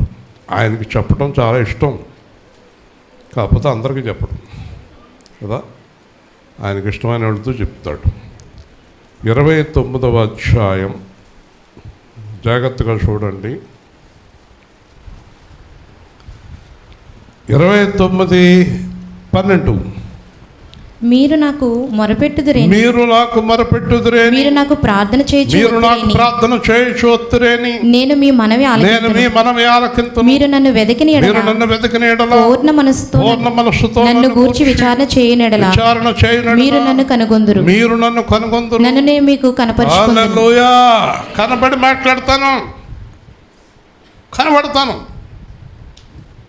మాట్లాడతాను మీతోటి. మీకేం జరగబోతుందో చెప్తాను, ఎవరిని పెళ్లి చేసుకోవాలో చెప్తాను, పిల్లలు ఎప్పుడు పుడతారో చెప్తాను, అసలు పిల్లలు పుడతారో పుట్టరో కూడా చెప్తాను, ఉద్యోగం వస్తుందో రాదో కూడా చెప్తాను, నీ జీవితం ఏమవుతుందో కూడా చెప్తాను. ఎవరు? దేవుడు, నేను కాదు. మళ్ళీ నా దగ్గరికి సకినాలు కూడా ఒక బయలుదేరిగింది. నాకేం తెలియదండి. ఒకవేళ ఆయన ఏదైనా చెప్పమంటే నేను తప్పకుండా చెప్తాను.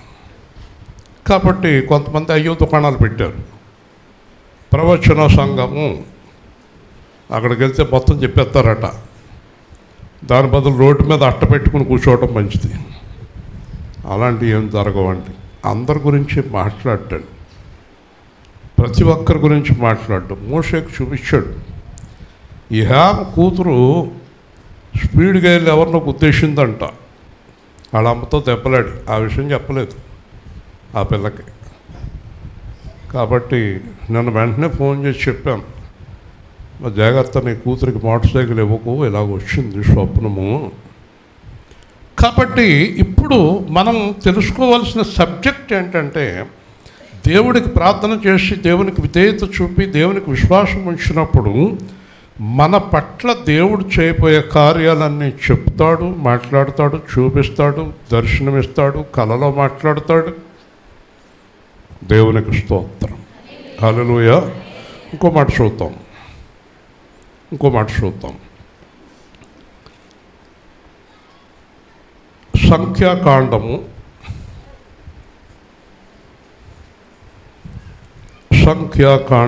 12వ అధ్యాయం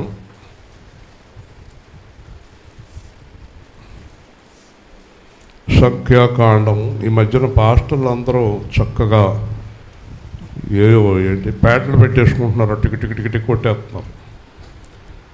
నేను దేవుని చిత్తం అయితే నా జీవితం అంతా బైబిలే తీసి చదవాలనుకుంటున్నాను. హల్లెలూయా. అలాంటి పనికిమాలిన పనులు నాకు ఇంట్రెస్ట్ లేదు. మీరు కూడా సెల్ ఫోన్లో వాక్యాలు చూడకండి, చక్కగా బైబిల్ తెరిచి చూడండి కదా. ఎందుకంటే బైబిలు జీవగ్రంథం అని పేరు, సెల్ ఫోన్గా పేరు లేదు. జీవగ్రంథము చేత పట్టుకొని కదా. సంఖ్యాకాండము 12వ అధ్యాయము జాగ్రత్తగా చూడండి.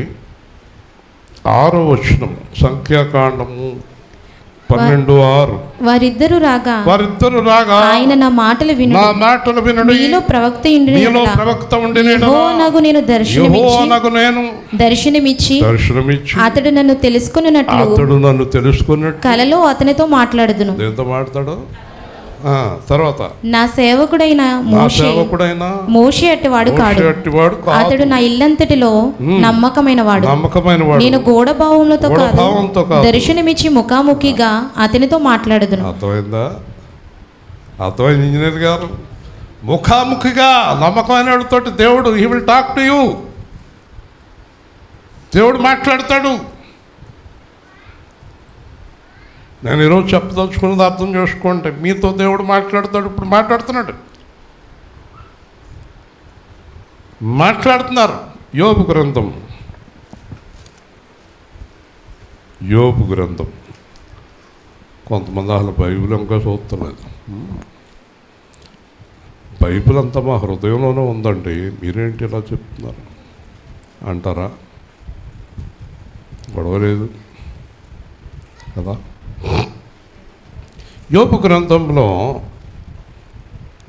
దేవుడు ఒక చక్కని విషయాన్ని యోబు ద్వారా మనకి బయలుపరిచాడు కదా.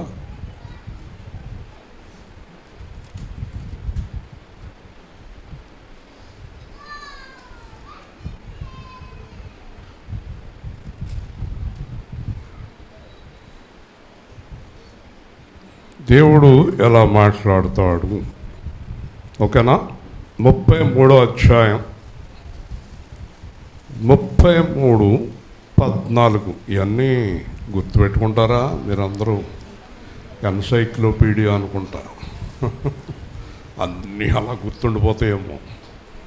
యోబు 33:14. దేవుడు ఒక్కమారే పలుకును, రెండు మార్లు పలుకును. అయితే మనుషులు అది కనిపెట్టరు. మంచము మీద కునుకు సమయమున గాఢ నిద్ర పట్టినప్పుడు కలలో రాత్రి కలుగు స్వప్నములలో చూడండి ఎన్ని రకాలుగా దేవుడు మాట్లాడుతున్నాడు. కానీ దేవుడు కాదు అంటారంట మాట్లాడేసాక. మరి ఎవరో వచ్చి మాట్లాడారు. దేవుడు కాదు. మనుష్యులు అది గుర్తించరు. దేవుడు మాట్లాడుతున్నాడమ్మా అంటే కాదు, పాస్టర్ గారు చెప్తున్నారు. పాస్టర్ గారు చెప్తున్నారా? పాస్టర్ గారు ఎలా చెప్తారండి? ఆయనకేం తెలుసు అండి చెప్పడానికి? నథింగ్. పాస్టర్ గారు ఏం చెప్పలేడండి. దేవుడు మాట్లాడిన మాటలే సేవకుడు చెప్పాలి. అలాంటి సేవకులు అభివృద్ధి అవుతారు. ఒకవేళ మీకు తెలిసిపోతే సేవకుడు చెప్తున్న మాటలు దేవుడయ్యా కాదనేది కూడా మీ హృదయానికి అర్థమైపోతుంది. ఓకేనా. ఇంకా చాలా ఉన్నప్పటికీ కూడా ఒకే ఒక్క మాట చూపించి నేను ఈ సబ్జెక్టులోకి వెళ్ళిపోతున్నాను. మొదటి సమూయేలు మొదటి సమూయేలు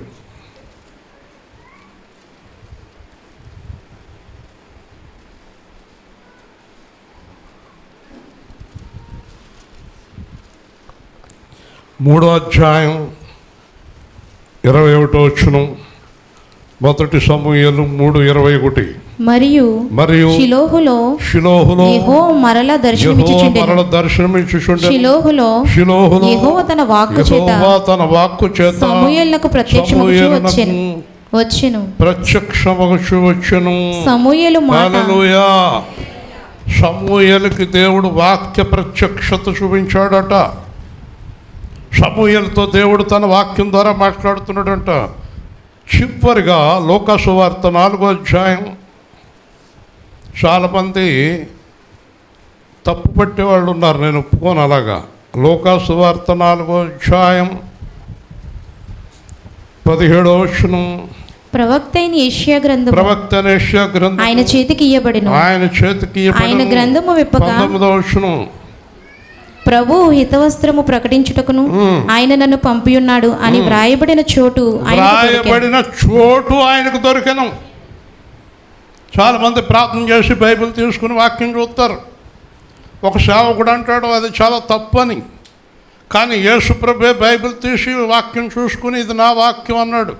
నేను కూడా మార్చి 10వ తారీఖు 99 రాత్రి నాకు వచ్చిన వాక్యం నీకు వెలుగు వచ్చింది లేదన్నాడు. బైబిల్ గ్రంథంలో దేవుడు అనేక విధాలుగా మాట్లాడుతాడు. అబ్రహాముకి వాక్యం ప్రత్యక్షమై అబ్రహాంతో మాట్లాడుచుండెను. కాకపోతే నీకు ఉండవలసింది ఆసక్తి, పరిశుద్ధత, యథార్థత, విధేయత, మంచి మనసు. దేవుడు ఎలాగైనా మాట్లాడతాడు. ఏమంటే నేను బైబిల్ తీశానంటే దేవుడు బైబిల్లోంచి పలానా వాక్యం ద్వారా నాతో మాట్లాడాడంటే నీతో మాట్లాడలేదన్న శక్తి ప్రపంచంలో ఎవ్వడికి లేదు. దేవుని స్తోత్రం. జాగ్రత్త తీసుకోండి, చదువుకోండి. అది మీకు వచ్చిందో లేదో చూసుకోండి, జాగ్రత్తగా ఉండండి. పరిశుద్ధాత్మతో మీరున్నప్పుడు ఇక్కడి నుంచి ఇక్కడ 2 పేజీలు ఉంటాయి బైబిల్లో. ఈ 2 పేజీల్లో ఏ వాక్యం నాది? బైబిల్ తీశారు, ప్రార్థన చేసుకుని బైబిల్ తీసుకున్నారు. మరి ఇన్ని వాక్యాల్లో ఏ వాక్యం నాది? యష్ పరిశుద్ధాత్మ చెప్తాడు, ఈ వాక్యంతో దేవుడు నీతో మాట్లాడుతున్నాడు. హల్లెలూయా. కాబట్టి తప్పు పట్టకూడదు ఎవరిని కూడా. కల్పనా కథలు కాలం. ఒక సేవకుడు అనుకుంటాడు వాళ్ళతోటేం మాట్లాడతాడు, నాతోటేం. చాలా తప్పు, చాలా తప్పు అండి. దేవుడు అందరితోటి మాట్లాడతాడు, ఎవరితోటైనా మాట్లాడుతాడు. ఇంకా అనేక వాక్యాలు చూపించగలను కానీ మనకు సమయం లేదు. కాబట్టి దేవుడు తన్ను ప్రేమించే వారికి ఏమి సిద్ధపరిచనో కనబడలేదు, వినబడలేదు. కానీ సరే 10వ వచనంలో ఏం చెప్పాడు?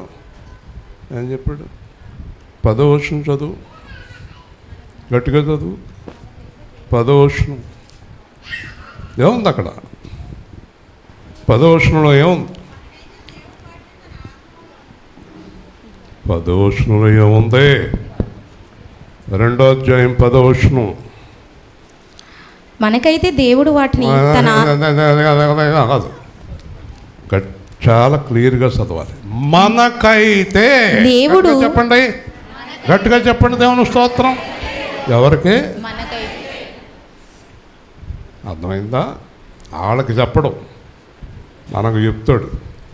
ఇది దుర్పారోళ్ళు అక్కడ ఏగలేక ఇద్దరు ఇక్కడికి వచ్చేసారు.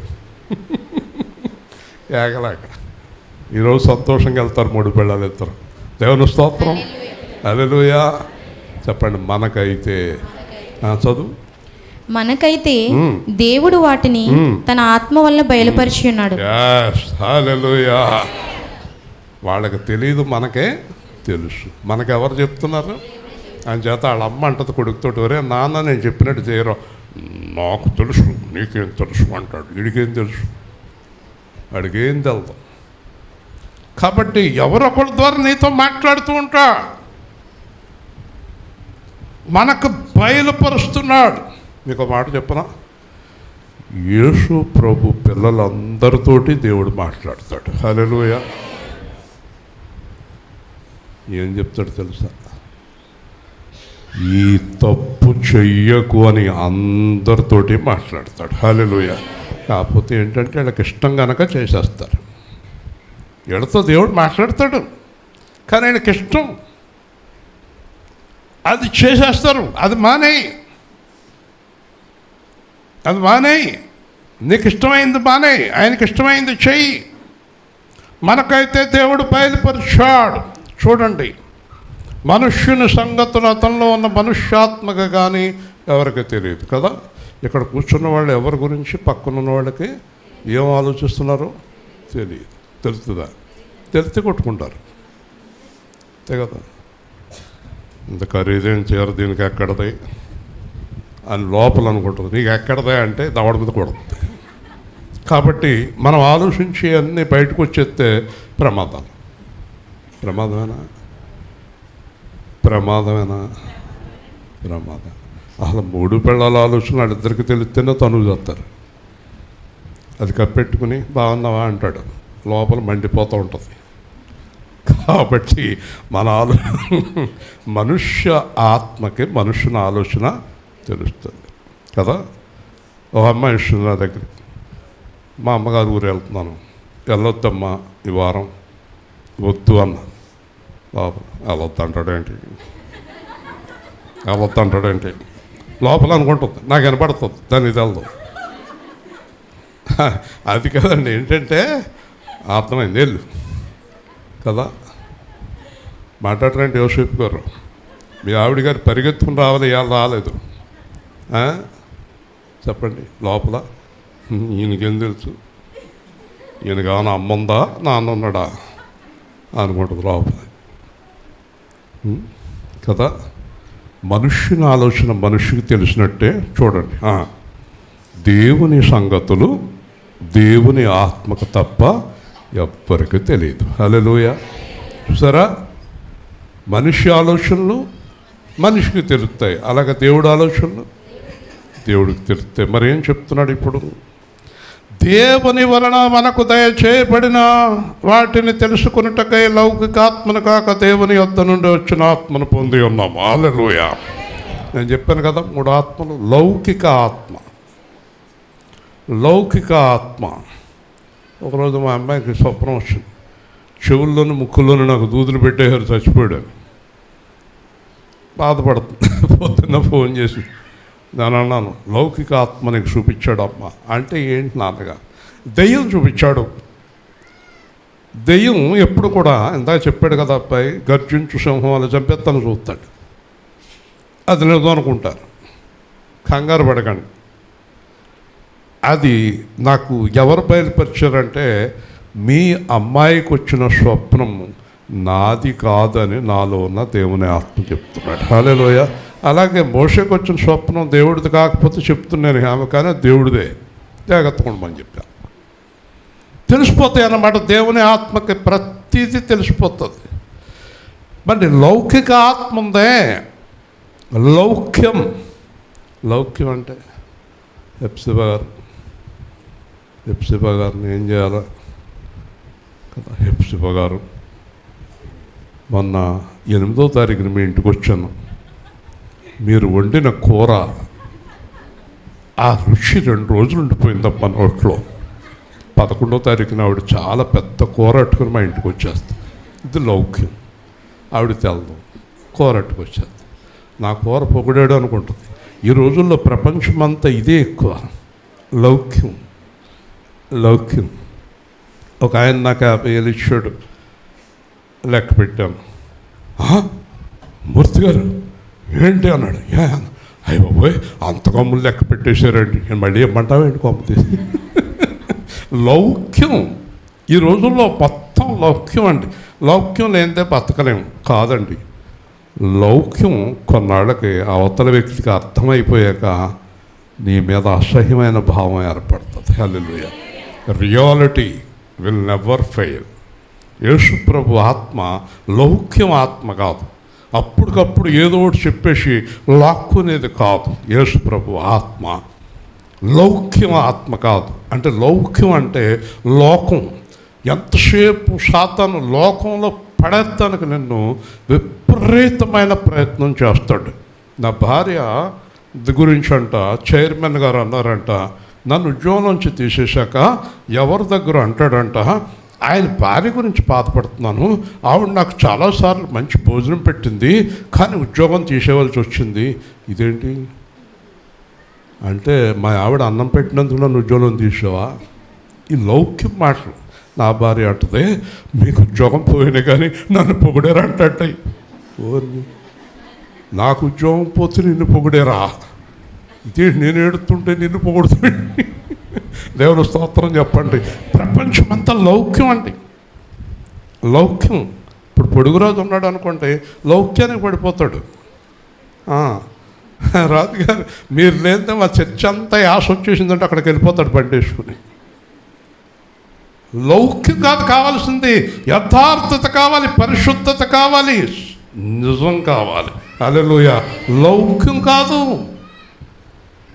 ఈ లౌకిక ఆత్మలు పెట్టినటువంటి కార్యక్రమాలు ఇవన్నీ కూడా డబ్బులు పోజేసుకోవటానికి. అయ్యే నమ్ముతారు, అయ్యే పొగడాలి, లేనిదంతా చెప్పాలి, లేని అన్నీ చెప్పాలి కదండి. మీరు ఆయనలా ఉన్నారు అన్నప్పుడు వీడికి సంతోషం, మీరు ఆవిడలాగా ఉన్నారు అన్నప్పుడు వీడికి సంతోషం. కానీ దేవుని ఆత్మ ఉన్నవాళ్ళు ఏమంటారు తెలుసా? నేను ఎవరిలాగా లేను, నన్ను దేవుడు ఎలా చేశాడో అలాగే ఉన్నాను. హల్లెలూయా. పడిపోరు, పడిపోరేళ్ళు. ఎక్కడ పడితే అక్కడ పడిపోరు. ఎవరి మాటలు పడితే వాళ్ళని నమ్మరు, ఎవరికి పడితే వాళ్ళు మోసపోరు. ప్రేమలో మోసపోరు, పెళ్లిలో మోసపోరు, జీవితంలో మోసపోరు, సంఘంలో మోసపోరు, ఎక్కడ మోసపోరు, ఏ వ్యవహారంలోనే మోసపోరు, ఏ విషయంలోనే మోసపోరు, అప్పుల్లో మోసపోరు. ఏ విషయంలోని కూడా దేవుని ఆత్మ వారిని హెచ్చరింతూ మోసంలో పడకుండా కాపాడుతుంది. హల్లెలూయా. దేవుని ఆత్మ. మరి లౌకిక ఆత్మ ఏం చేస్తుంది? ఎప్పుడు నిన్ను నాశనం చేయటానికి చూస్తుంది. కాబట్టి మనుష్య జ్ఞానము నేర్పు మాటలతో కాక ఆత్మ సంబంధమైన సంగతులతో సరిచూచు ఆత్మ నేర్పు మాటలతో వీటిని గురించి మేము బోధించున్నాము. మర్చిపోకండి. నేర్పు మాటలు, కూర్పు మాటలు, ఆలోచించుకుని చెప్పే మాటలు, మనుష్యులను పడగొట్టే మాటలు. రాత్రి నాకు స్వప్నం వచ్చింది, అమ్మా నీకు ఎలా జరిగింది, ఇంకా ఆవిడ ఈ వెనకాల తిరుగుతుంది. ఇలాంటి పనికి మాలిన మాటలు చెప్పుకుంటూ మనుష్యులను మేము మోసగించే మాటలు కాక దేవుని ఆత్మ నుండి వచ్చే యథార్థమైన మాటలనే మేము బోధించుచున్నాము. హల్లెలూయా. మా బోధ లౌక్యమైంది కాదు, మా బోధ మనుషుల్ని ఆకట్టుకుంటానికి చేసేది కాదు, మా బోధ ఏదో దశమ భాగాల కానుకలు లాక్కుంటాక చేసే బోధ కాదు.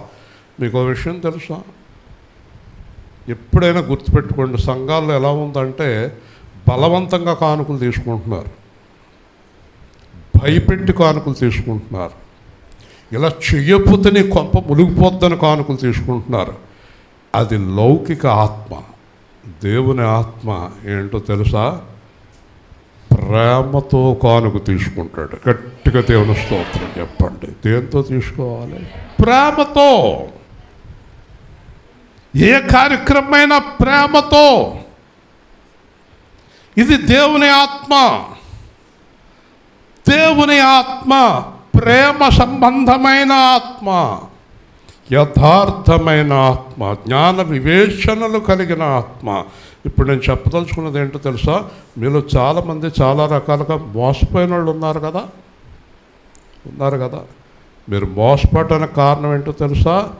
మీరు దేవుని ఆత్మ జ్ఞానమును అనుసరించనందువల్ల. దేవుని స్తోత్రం. హల్లెలూయా. దేవుని ఆత్మను అనుసరిస్తే మోసపోవటం అనేది జరగదు. ఒక చిన్న మాట చూపించి ఇంకా మనం 10 నిమిషాలు వెళ్ళిపోదాం. వాక్యం గొప్పది కనుక ముందుకు పోతూ ఉంది. యాకోబు పత్రిక శ్రద్ధగా చూడండి. మీలో బాగా ఆకలయ్యేవారు ఎంతమంది ఉన్నారు? యాకోబు పత్రిక 4వ అధ్యాయం 13వ వచనం. యాకోబు పత్రిక 4వ అధ్యాయం 13వ వచనం. చాలా జాగ్రత్తగా వినాలి. నేడైనను రేపైనను ఒకానొక పట్టణమునకు వెళ్ళి అక్కడ 1 సంవత్సరం ఉండి వ్యాపారము చేసి లాభము సంపాదించము రండని చెప్పుకుని వాళ్ళారా. చక్కగా బతికే వాళ్ళని చెడగొట్టేసేవాళ్ళు ఎంతమంది చూడండి. హైదరాబాద్లో బాగాలేదు, బెంగళూరులో బాగాలేదు, బొంబాయిలో బాగాలేదు, భీమవరంలో బాగాలేదు, రాజమండ్రిలో బాగాలేదు, ఏలుపూరు వచ్చేటప్పటికి గుండు. నేను గుండు కొట్టించుకొచ్చాను ఏలుపూరు. మొత్తం అన్నీ తిరిగేసి గుండెతో ఏలుపూరు వచ్చాను. మళ్ళీ దేవుడు ఇచ్చాడు జుట్టు. దేవుని స్తోత్రం. ఎక్కడికో పోతాడు వీడు. చూడండి ఏమంటున్నాడు, వ్యాపారం చేసి లాభము సంపాదించము రండని చెప్పుకొని వారలారా. రేపేమి సంభవించినో మీకు తెలియదు. ఆవిడకి తెలుసుండి, నాకు తెలియదు అంటుంది. ఏమంటుంది, రేపేం జరుగుతుందో మీకు తెలదంటుంది. నన్ను ఆవిడ తెలుసా? దేవుని స్తోత్రం చెప్పండి. మీలో ఎవరికైనా రేపు ఏం జరుగుతుంది తెలిసినాడు చేతులు ఎత్తండి. విశ్వాసరాజు ఉన్నాడు అక్కడ. ఏమయ్యా రేపు ఏం జరుగుతుంది చెప్పు. తెలిస్తే నేను కొమ్మకాడ ఎత్తు కూర్చుంటాను. ఎవరికైనా తెలుసా అండి ఇక్కడ? ఇంజనీర్ గారు రేపేం జరుగుతుందో వాళ్ళ అబ్బాయికి తెలిసేమో, కోడలకి తెలుసు, ప్రసన్న వాళ్ళ అక్కకి తెలుసు రేపు ఏం జరుగుతుందో. ఎవరికి తెలియదు. గట్టిగా దేవుని స్తోత్రం. మోషేకి తెలిసేమో. మోషే అంటే ప్రాకుమార్ వాళ్ళ అబ్బాయి. వాళ్ళ అమ్మతోటి నాన్నతోటి నాకు తెలుసు అంటాడేమో కదా. చెప్పండి, చదువు. మీ జీవం ఏపాటిది? మీరు కొంతసేపు కనపడి అంతలో మాయమైపోవు ఆవిరి వంటి వారు. అర్థమైందండి. పొద్దున్న 8ంటికి నాతో మాట్లాడాడండి, 11ంటికి పోయాడు అన్నారు. ఏమంతేనా లక్ష్మి గారు? మాట్లాడవేంటి? పొద్దున్న 8ంటికి నాతో మాట్లాడాడు, 11ంటికి పోయాడు అనుకుంటారా? అనుకోరా? రాత్రి నాతో మాట్లాడిందంట. అయ్యో పొద్దున్న చచ్చిపోయింది, అయ్యో పాపం, పని బతికేసి చూడదా కదా. కొంతసేపు కనబడి మనం ఎంత అండి జీవితం అయిపోయింది కదా. చెప్పండి. కనుక ప్రభు చిత్తమైతే, అందరూ చెప్పండి ఈ మాట, ప్రభు చిత్తమైతే. ప్రభు చిత్తమైతే మనము బ్రతికి ఉండి, ప్రభు చిత్తమైతే బ్రతుకుతాం. ఇది అది చేతమని చెప్పుకొనవలెను. నువ్వు ఎక్కడికైనా వెళ్ళి ఏదన్నా చేయాలనుకుంటే ఏకధాటిగా ప్రార్థన చేయి, యథార్థంగా ఉండు, పరిశుద్ధంగా ఉండు. దేవుడు నీతో మాట్లాడి నడిపిస్తాడు అక్కడికి. యోసేపు గుర్తుందనేది ఎక్కడికి పోవద్దు, ఏలుపూరులోనే ఉండన్నాం. ఏలుపూరులోనే అభివృద్ధి అయ్యాడు. చాలా స్పష్టంగా మాట్లాడతాడు దేవుడు. ప్రభు చిత్తమైతే బెంగళూరు వెళ్తాం, ప్రభు చిత్తమైతే హైదరాబాద్ వెళ్తాం, ప్రభు చిత్తమైతే.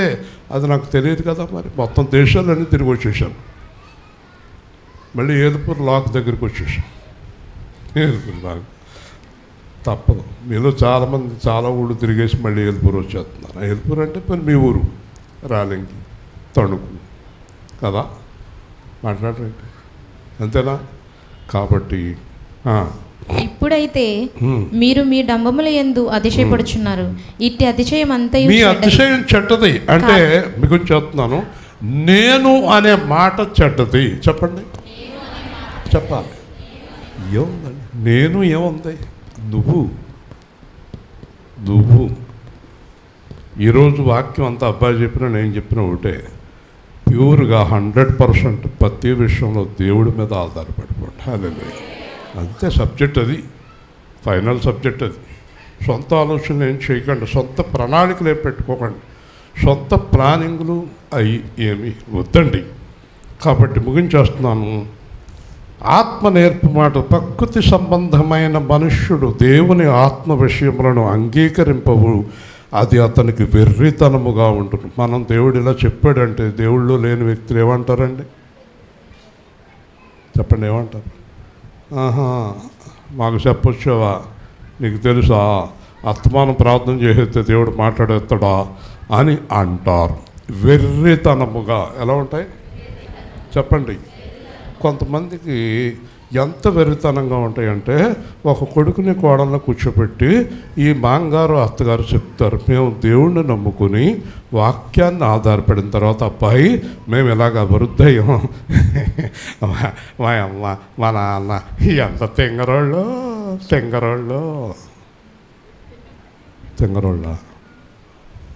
తెంగరోళ్ళ మీ అమ్మ తెంగరదల్లా కనబడుతుంది నీకు. ఇంత వెర్రిదానం ఏంటమ్మా, ఇంత వెర్రోళ్ళేంటి మీరు అంటారు. ఎవరు? లోక సంబంధులు. హల్లెలూయా. లోక సంబంధులు మనల్ని వెర్రోడికని చూస్తారు. క్రైస్తవుల్లో కూడా చాలామంది క్రైస్తవుల్ని వెర్రివారికని చూస్తారు. ఒకరోజు పట్టాపి అనే అతను నాతో అన్నాడు, మీకు స్థలం దొరకదు, మీ దగ్గర ఉన్న డబ్బులు సరిపోవు, పార్కింగ్ ప్లేస్ కావాలి, చర్చి పెద్దది కావాలంటే మీ వల్ల కాదు, మీ జీవితంలో మీరు స్థలం కొనలేరు, చర్చి కట్టలేరు అన్న 6 నెలలకి చర్చి కడుతున్న కాడికి అతను వచ్చి కానుకిచ్చి నన్ను క్షమించండి అని వెళ్ళాడు. గట్టిగా దేవుని స్తోత్రం. ఏంటనుకుంటున్నారు మీరు? అద్భుతాలు చేసే దేవుడు. వెర్రివారులా కనిపిస్తాం మనకి. ఏంటి ఈ ప్రార్థన, ఈ చేతి ఇలాగ అయిపోద్దా, ఇలా జరిగితే అది అయిపోద్దా, అలా జరిగితే ఇది అయిపోద్దా అనేవారు క్రైస్తవుల్లో కూడా ఉన్నారండి. తప్పండి. నేను ఇందాక చెప్పాను మీకు చాలా విషయాలు. దేవుడు ఎవరితో ఎలా మాట్లాడతాడో వివరించాను. హల్లెలూయా. చాలా విషయాలు చూపించాను. కనుక ఇంటికి వెళ్ళిపోయి ఎవరితోటి మాట్లాడకుండా గదిలోకి వెళ్ళి మోకరించి ప్రార్థన చేసి బైబిల్ పట్టుకుని నాతో మాట్లాడంటే మాట్లాడకుండా ఉండటానికి నా దేవుడు రాయి కాదు, జీవము గల దేవుడు. హల్లెలూయా. హల్లెలూయా. స్పష్టంగా దేవుడు నీతో మాట్లాడతాడు. Who are you to take your own decision? నీ నిర్ణయం తీసుకుంటే నువ్వెవరవయ్యా? నువ్వు నీ సొంతమా? నిన్ను దేవుడు చేశాడు. నీ లోపల ఉన్న ఆత్మ అయింది, నీ శరీరం అయింది, నీదంతా ఆయనది. నీ విషయంలో నిర్ణయం తీసుకోవాల్సింది నువ్వు కాదు, ఆయన. హల్లెలూయా. హల్లెలూయా. నువ్వెందుకు నిర్ణయాలు తీసుకుంటున్నావు? ఒకవేళ నీ నిర్ణయం వల్ల నీకు చాలా చెడు జరుగుతుందేమో. ఆల్రెడీ జరిగిపోయింది చాలా చెడు నీ నిర్ణయాల వల్ల. ఇక మీదట మీరు ప్రార్థన చేసుకోండి, మా సొంత నిర్ణయాలు వద్దు. ఎవరిని మాట్లాడమని అడుగుదాం? దేవుణ్ణి మాట్లాడమని అడుగుదాం. హల్లెలూయా. ఫైనల్గా ఆత్మ సంబంధి అయిన వాడు అన్నిటినీ వివేచింపబడాడు. దేవుడు ఆత్మ కలిగిన వారట ఇలా జరిగింది ఏంటి అని అనిపించుకోరట. సక్సెస్ఫుల్గా ట్రావెల్ చేస్తారట. హల్లెలూయా. దేవుని ఆత్మ మీద, దేవుని వాక్యం మీద, దేవుని ప్రార్థన మీద ఆధారపడిన వారు దే నెవర్ ఫెయిల్. ఓటమి లేదు. హల్లెలూయా. ఫైనల్గా ప్రభు మనస్సును ఎరిగి ఆయనకి బోధించగలవారెవరు? మనమైతే క్రీస్తు మనస్సు కలిగిన వారం. చూసారండి, యేసు ప్రభుకి ఇలా చెయ్యి అని చెప్పగలిగిన శక్తి ఎవరికి ఉందమ్మా? చెప్పండి. ఆకాశం ఇలా చేసుంటే, చంద్రుడిని అలా చేసుంటే బాగుండేమో అందామా? లేకపోతే నా ముక్కు ఇక్కడ పెట్టి నా కళ్ళు ఇక్కడ పెడితే బాగుండు అందామా? కదండి, చెప్పండి కదా. ఒక శిష్యుడు అడవిలో వెళుతూ ఒక చెట్టు దగ్గర పడుకున్నాడంట. పడుకుంటే ఆ పక్కన గుమ్మడి పాదు ఉందట. అతనేమో మర్రి చెట్టు కింద పడుకున్నాడట. ఈ మర్రి కాయలు ఇంతంత కాయలు ఉన్నాయి కదా, పెద్ద చెట్టుకి చిన్న కాయలు ఉన్నాయి, కింద చిన్న చిన్న పాదులకి ఇంతంత కాయలు ఉన్నాయి. ఎంత ఎర్రోడో దేవుడు. ఎంత చెట్టుకేమో ఇంత, అంత పాతికేమో ఇంతంత అని పడుకున్నాడంట. కొంచెంసేపటికి పైకి కోతులు అయ్యి వచ్చి పట్ పట్ పట్ పని లాగుతుంటే కాయలన్నీ నెత్తి మీద పడుతుంటే మెలకు వచ్చిందంట. అక్కడే మోకరించి, దేవుడా ఆ గుమ్మడికాయలు నెత్తి మీద పడి ఉంటే. అందరూ గట్టిగా దేవుని స్తోత్రం. 2 చేతులు ఎత్తి, ఎంత గొప్ప దేవుడు, గొప్ప దేవుడు. ఆయన గురించి తలుచుకుంటే హృదయంలో ఆనందం ఆగదు. అతను మోకరించి, ప్రభువా నన్ను క్షమించు, నువ్వు ప్రతి విషయము తెలిసిన జ్ఞానివి. హల్లెలూయా. సరే అండి, ఎంత జ్ఞానం గలవాడు దేవుడు. మరి మనకే ఉందండి పనికి మారిన జ్ఞానం, పనికి రాని జ్ఞానం. ఎవరికే ఇలాగ అనొద్దు. నీకే కాదు, నీ జ్ఞానము నీకు పనికిరాదు, ఎవరికే పనికిరాదు. దేవుని స్తోత్రం. కాబట్టి దైవ జ్ఞానం చాలా గొప్పది. ప్రభు మనస్సు కలిగిన వారం. ఇప్పుడు చెప్పండి, మనం మారు మనసు అంటే ఎవరు మనసు పొందాలి? మరి మనం దేవుడు మనసు పొందిన తర్వాత మనకు ఎవరెవరు సలహాలు అవసరం అండి ఇంజనీర్ గారు? ఎందుకండి దేవుని మనస్సు మనలో ఉన్నప్పుడు తప్పు చేయొద్దు, పాపం చేయొద్దు, మోసం చేయొద్దు, అబద్ధం ఆడొద్దు అని ఎందుకంటే చెప్పించుకోవటం. మనం ఏదో చక్కగా దేవుడిని స్తుతించుకుంటూ వెళ్ళిపోవాలి కానీ ఇలా చేయొద్దు, అలా చేయొద్దు, ఇలాగ వెళ్ళొద్దు, అక్కడికి వెళ్ళొద్దు, ఇక్కడికి వెళ్ళొద్దు, అది చేయొద్దు, ఇది చేయొద్దు అని చెప్పించుకోవటం ఏంటండి? దేవుని మనస్సు నీకున్నప్పుడు నువ్వు ఎవరి చేత చెప్పించుకోవాల్సిన అవసరము లేదు. ప్రార్థన చేసుకో. లేట్ అయింది అంటే 2 మెసేజ్ల వల్ల వచ్చే వారం తొందరగా అయిపోతుంది. ప్రేమ గల తండ్రి, జీవాధిపతి అయిన ప్రభువా, నీ ఘనమైన నామాన్ని బట్టి స్తోత్రాలు. జీవం గల దేవుడు అయిన ప్రభువా, నీ పరిశుద్ధ నామాన్ని బట్టి వందనాలు. ప్రత్యేకంగా పరీక్షలు వ్రాయిపోతున్న పిల్లల కోసం ప్రార్థిస్తున్నాను. చక్కని జ్ఞానము వారికి అనుగ్రహించి అన్ని పరీక్షల్లో గొప్ప ఉత్తీర్ణత వారికి దయచేయమని, అనారోగ్యంగా ఉన్న వారిని కూడా దీవించమని, అలాగే వారు ఇవ్వబోతున్న కానుకలను, దశమ భాగములను, యేసు ప్రేమికులను ప్రతి కానుకను దీవించమని యేసు నామములో ప్రార్థిస్తున్నాము తండ్రి. ఆమె త్వరగా స్పీడ్గా ఆలస్యం ఆకలితో